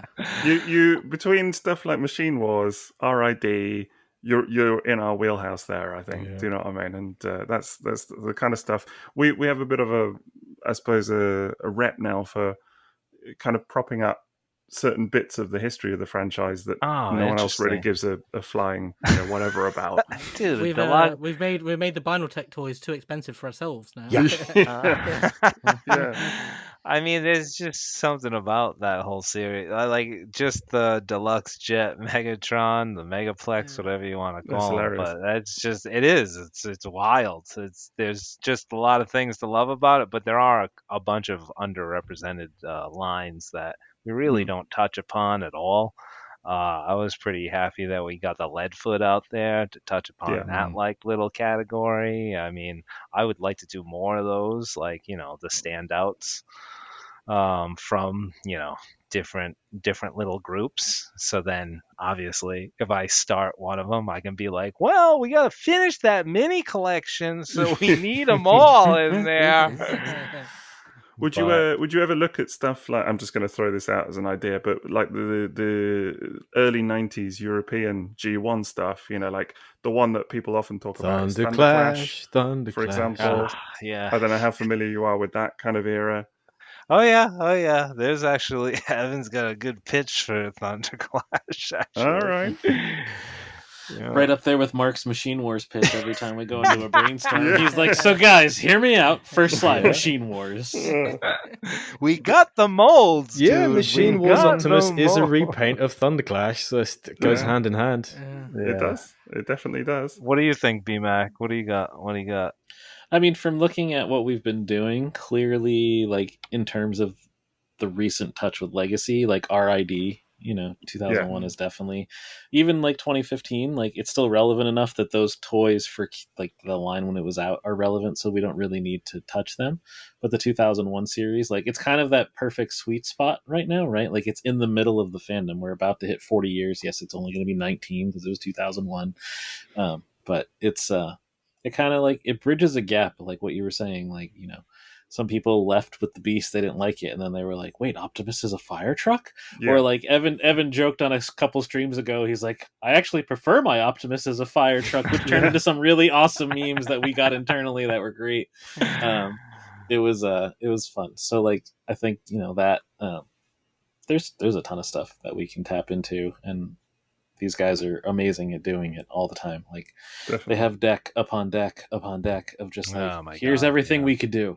And they just bring it up, and we're slowly working through it. You're seeing that now. Like you got to be on with us when we revealed that pre-war IDW comic stuff. Like just like kind of put all of those comics together to be like, this was Cybertron incredible. Before the war. Like it's multiple stories, but like it's a time period that needed to be explored. And Evan had a like very good deck, like straight case to be like, here's what we can do. It gets us our very famous popular characters. Like before he presented it to me, like I'm not up on all the comics. I don't know Rat Bat was a giant dude, like a senator. He wasn't just a cassette. I was like, yeah, I'm in on that purple bad guy. It's hilarious how much of a spoiler that Senator Shockwave toy actually is, for the comic series in a funny way. But it's quite hilarious that's how some people will learn about what happens in that comic. But but still, I think it's also cool because it's a Shockwave toy, or a Rat-Bat toy is another great example. That's completely not your norm for those characters, isn't it? So it's like a completely different take, which is great. It's sort of G1, but it's not like the kind of obvious G1 that everyone thinks of, I guess. Yeah, it's great. It's a lot of fun. These guys, again, I give them all the props. They make my job very easy. They come to work very ready, and they're like, this makes sense here. This is why, and like they're awesome. Well, you're an intricate piece of the puzzle, buddy, because without you on the marketing side of things, let me tell you, there was a lot of different types of things going on before you were on the team. So it's hard. It's hard because, like, if you get a marketer that's a really good marketer, but like, they're not obsessed with Transformers, and that's fine. You know what I mean? Because they have strengths and things that make them a great marketer, and that's awesome. You know what I mean? But So when we shout out these Machine Wars characters to them, and they're just like looking at you like, What? What are you talking about? Why? I know I like Soundwave. You guys got Soundwave there? Where's those A tier characters? Yeah, I can imagine. So that's how Mark judges Hasbro employees. Like how much of a shit was No. Just throw the biggest deep cut that you can. Yeah. Like you guys, your fans, our fans, like they've been showing up though, right? Like they're supportive of what we're doing, Very supportive. which makes my job easier. It makes Mark's jobs easier, Evan's job easier. Like when we take these gambles and we're like, I promise this is going to pay off. Just give me the 6 months to prove it to you. Or in our case, it's give me the 18 months because that's our production cycle to prove it to you. And then it comes out, and then all of a sudden, like we're competing against other brands internally for pre-orders for the week, and then our item's number one in total units. Sometimes it's not most value because there are more expensive things that came out, but like we sell 3,000 more pieces of our figure than anybody else's because it just hasn't come out in forever, and that's why these guys argue for what they argue for. And then I try to give them all the credit and like applaud them for being like, thank you for pushing me to tell leadership why we were making this character. And then they come back and they're like, good job. And we trust in you. And that's what's been the success of Generations for the last few years, is that what we're doing is working and growing, and the fans were gaining more and more, and hopefully like we'll explode now that the movie came out, and we'll get to continue doing fun stuff and making these crazy characters that, you weren't going to see outside of what this team is doing now for the last, few years. Yeah, huge thank you to the fans for sure. Yeah, I think as well, I said this, I think I alluded to this earlier, and I know I said it on the fan stream, Bmac, but I think it's credit to you guys for kind of reaching out behind the curtain as well, and doing things like what you're doing now, doing the fan streams, which is a huge part of that kind of outreach.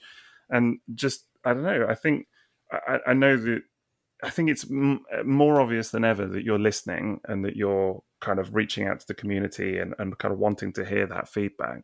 And I think it's a great time to be a Transformers fan in many respects, but that is a big part of it as well. It's a lot of work, but it's a lot of fun too. Like I luck out, like my daughter sits between my legs in my recliner every night and has her bottle while she watches a show to like wind down and whatnot. And while she's there, like I have no real desire to watch what we're watching. So I just pull out my phone and I'll hop on a message board of many different sites, or I'll get on Twitter, go through, and that's when I start sharing with the guys. Our chat gets pretty active around 9:30 at night on Instagram. We just start sharing stuff back and forth. So it's a lot of fun. And the fans definitely help influence, and we're reading what they're saying. And like when it's easier to go back to leadership, be like, no, I have literally 100 screenshots saved of 100 different users being like, I want this character. Like you can prove that. Okay, so that's a small majority of online, but like if there's enough desire for this many individuals to say this character, then you can prove that like there's a reason to make it, whether it's a Gen Selects or it's a fourth character selection in a wave. You're like, hey, let's have a little bit of fun because we know our wave's strong. There's an Optimus, a Bumblebee, an Ironhide. Let me put, X character from this series in here because we can, and then you get away with doing it. And consumers are buying it, fans are excited, then they get their pictures and they share it, and we're like, this is great. See, like, they told us what they wanted and they bought it. So it works out well. Yeah, it makes total sense. So we've got like thousands of listeners for the podcast. So what we'll do as a favor is every time we bring something up that our listeners agree with, we'll just pass that on to you. Because we could have saved you a lot of time with Pink Hot Rod. We could have just like given you a direct line into that success. So we'll just let you know. And I hear that lobster car from RID, Bisque, was really popular with our listeners. The Bisque, dude. Yeah. Wow, impressive. Mark mentions that all the time. Every now and then I throw him out there. He's a wild character. Dude, those RID characters are wild, man. Yep. I mean, Maz has found the only other Bisque fan. Look at that. The two of you. Do you remember that guy, Chop Shop, from the cartoon, who was made up of loads of and he had that really amazing British accent as well. That was a great thing that never got a toy. But never got a toy. You're right. We'll help you out. Never got a toy that I always wanted of. It's a different series, Prime series. It's that hard shell, that big, huge Insecticon dude. Yeah. Oh man, love that character. Yeah, huge, enormous. Yeah, there's lots of that kind of stuff. I mean, with like so many years of legacy still to do. I think I kind of said it earlier as well, but there must, in your minds as well, even if you've got no plans for stuff, there must be points where you think, well, maybe we'll just do that one eventually. I don't know. Do you know what I mean? Like, randomly, I was writing something earlier about Beast Wars Quick Strike, and it occurred to me that there's never been another toy of that since 1998. It's only ever been the one toy. And, you know what? There was a redeco on a side swipe that was called Quick Stripe. Do you remember that? I think so. Yeah, the name's been used variously, but the name never, has been used, but not the character. Well. Correct. Never the Beast Wars Fusor as he was. You know, the sort of scorpion with the cobra head. and all that. And so I don't know. I throw that out as one example of like hundreds of thousands, I'm sure, but there are so many. Fusors, that's a category right there. There's all kinds of wild stuff to dip into there. Every now and then. What was the really good one? The nuts one that. Injector? Oh no! Injector is that Injector? The one Injector is a good. Yeah. That's the one that's just completely outrageous. You're just like, wow. Do it, Mark. How did just they even put it in the deck? I'm just waiting now. Rise of the Beasts, movie 2.0, and all of a sudden Quick Strike shows up in the pre-credit scene. Sixo's gonna come calling, "Hey, you remember that podcast like 3 years ago? That was me. Somebody heard Cobra and was like, we got to do it. I'm in." Yeah. So no, that side swipe redeco was pretty good. I remember actually painting the car, and I really liked that was like a purplish metallic. It was actually, and he had like this teal metallic. He had like a snake head too. I don't know if you got like, I think it was movie 2, I want to say. Revenge I'm gonna have to look it up now. You're gonna have to look it up. You're gonna have to tell me. Yeah, I'll have to look it up. It's definitely a cut. It's definitely a deep cut. Yeah, it sounds like it. Well, because the movies had all these kinds of characters that came out aside that were never shown in the movie, but they were like awesome reuses of the molds and stuff like that. What was there was another character that I always the Dark of the Moon sideswipe repaint, the Dark Steel one. Moon. That's what it was. Red windows. Dark Steel. It was what he called. He wasn't Quick Strike. Yeah, I think it looks like Quick Strike. It really does. it's black. It's sideswipe. Oh, maybe the name didn't clear at the time, and it turned into Dark. Oh wow, interesting. Was Dark Steel on the package? It says here, Dark Steel. Yeah. Oh, M.A.S.K Dark Steel. Oh, there you go. I guess we didn't. Maybe we lost the name for the Quick Strike. Yeah, that's simple. Fusor Quick Strike, done. Exactly. Yeah. Just add a modifier. Sorry, went off on a tear. All right, here we go. Reel it back in. Well, clearly someone got the homage because they've pictured it next to the Beast Wars toy. The two together. So great. There you go. Someone picked up what you were putting down there. So there you go. I believe Lenny designed that one. Oh, it looks great. Mark with the deep cuts. You wouldn't even know some of the stuff this guy worked on in Model Shop. He's just like this, and like he was showing us some pictures of stuff he painted the other day, and I was like, just blown away. Yeah, I found that Primal that I worked on. Like I don't even remember how that Beast Machine's Primal, and I was just like, wow, I don't even remember doing this. It looked amazing. The detail on it was just incredible. Thanks, man. Yeah, it was. It was definitely part of a pitch, like way early on. The funniest thing about that toy is that when he's in robot mode, his gorilla bum is right behind his head. Have you seen that? It's a neck cushion. It's literally like an airline neck cushion. Yeah, it's like constantly flying. He's just ready for long flights on Stratosphere. It's exactly that. Yeah, when you make a Titan Stratosphere, then what, like all the seats would have Primal's butt for the seat backs, just so they can rest there. I don't know. There's a HasLab for you.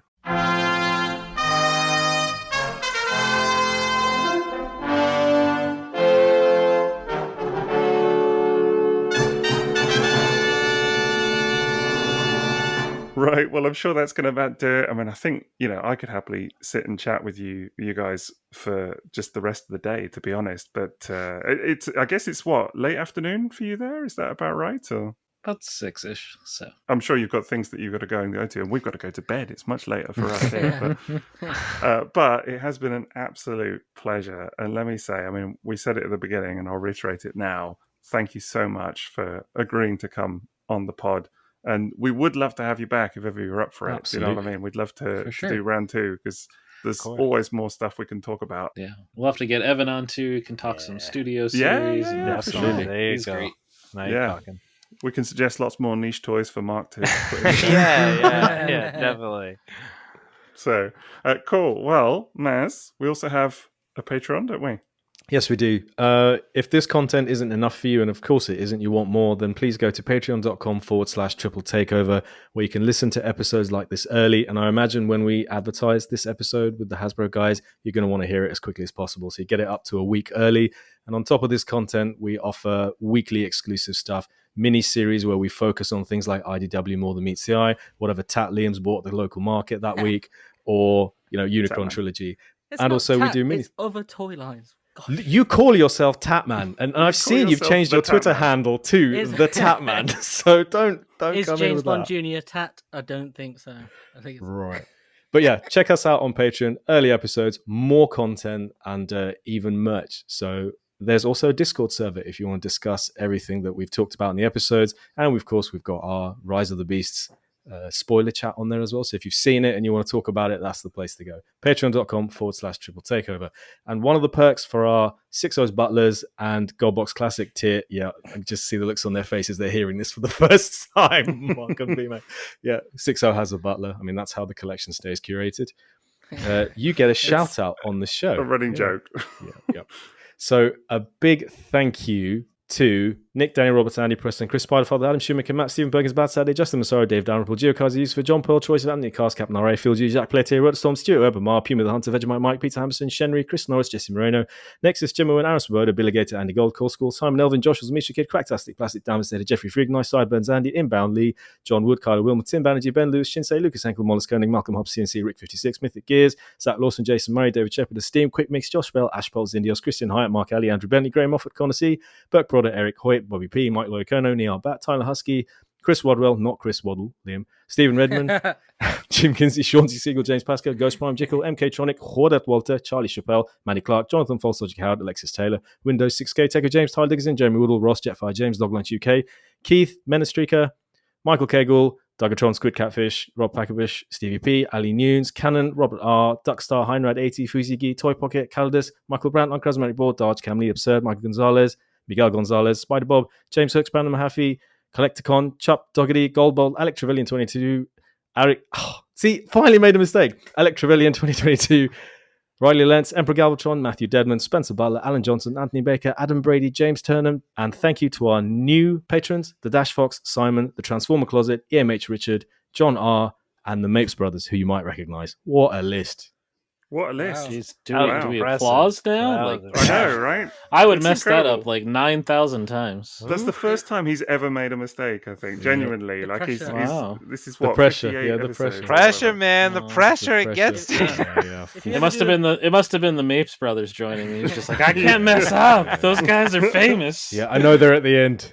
I know they're They're coming. just at the end all the Just at the time. They get like the gold spot mention every time. So, but yeah, no, it's M.A.S. does it amazingly. I always think that people must expect that we've like sped it up or something, but he really does it in real time. Nope, that was real. It was. We keep that segment short just by M.A.S. getting faster every time. I even did it on stage once. You did, yeah. That was- Yeah, we had Just so to- you know, if you ever do a blur toy with a sound chip, he's the man. Yeah. Yeah, if you've enjoyed this episode and you want to contact us about, anything we spoke about today, you can find us on social media at @triple_takeover on Twitter and Instagram, and at triple takeover, all one word, on Facebook. Guys, where can they find you? Over to our guests. Oh yeah. In fact, forget those guys. You guys. Where can people find you on social media? I'm on mainly Instagram at Bmacatron84. I do have the same handle on Twitter, but I don't really use it. I just use it to, secretly stalk all of the Transformer news on Twitter because it is a different pool of people. But Mark, where can we find you? I'm only on Instagram at Mark Clonus. So come check out the toy pics. Very worthwhile account to follow. Definitely recommend. The other guys on the team, you can follow Evan. It's Evan Brooks, but backwards. I'm not even going to attempt to say it because I always mess it up. Niad Scorb. Yeah. Yeah. and then Sam is King Samlock with his crazy 360 turn video stuff that just blows my mind. Awesome. How good he is. So definitely check those guys out too. All right, Sixo, you got to tell us, in case nobody knows how to find you. Right, well, I am at Sixo_TF on Twitter, Instagram, Facebook, YouTube, and Patreon. Not Mastodon anymore? Not well, yeah, still on Mastodon. Mastodon. I don't really check it though. I got to be honest. Mastodon was a bit of a flash in the pan, wasn't it? I am at TFsquareone on Instagram, Facebook, and Twitter. And I'm at Toybox Soapbox. Anywhere there's an at. Again, guys, huge thank you for Big coming thanks, on. We guys. can't say enough Been nice wicked. things about everything you're doing at the moment. It's a real thrill for us to have you on the show. So thanks big for having thanks. us. Yeah, Thanks again thanks for for coming having on the us. stream. Yeah, well, for sure. if ever you want me back, or if ever you want to come back, we're all well up for that. Say the honestly. word. So, Open invite. Yeah. Yes. yeah, definitely. Awesome. So, otherwise, thank you very much for listening, everybody, and we'll catch you next time.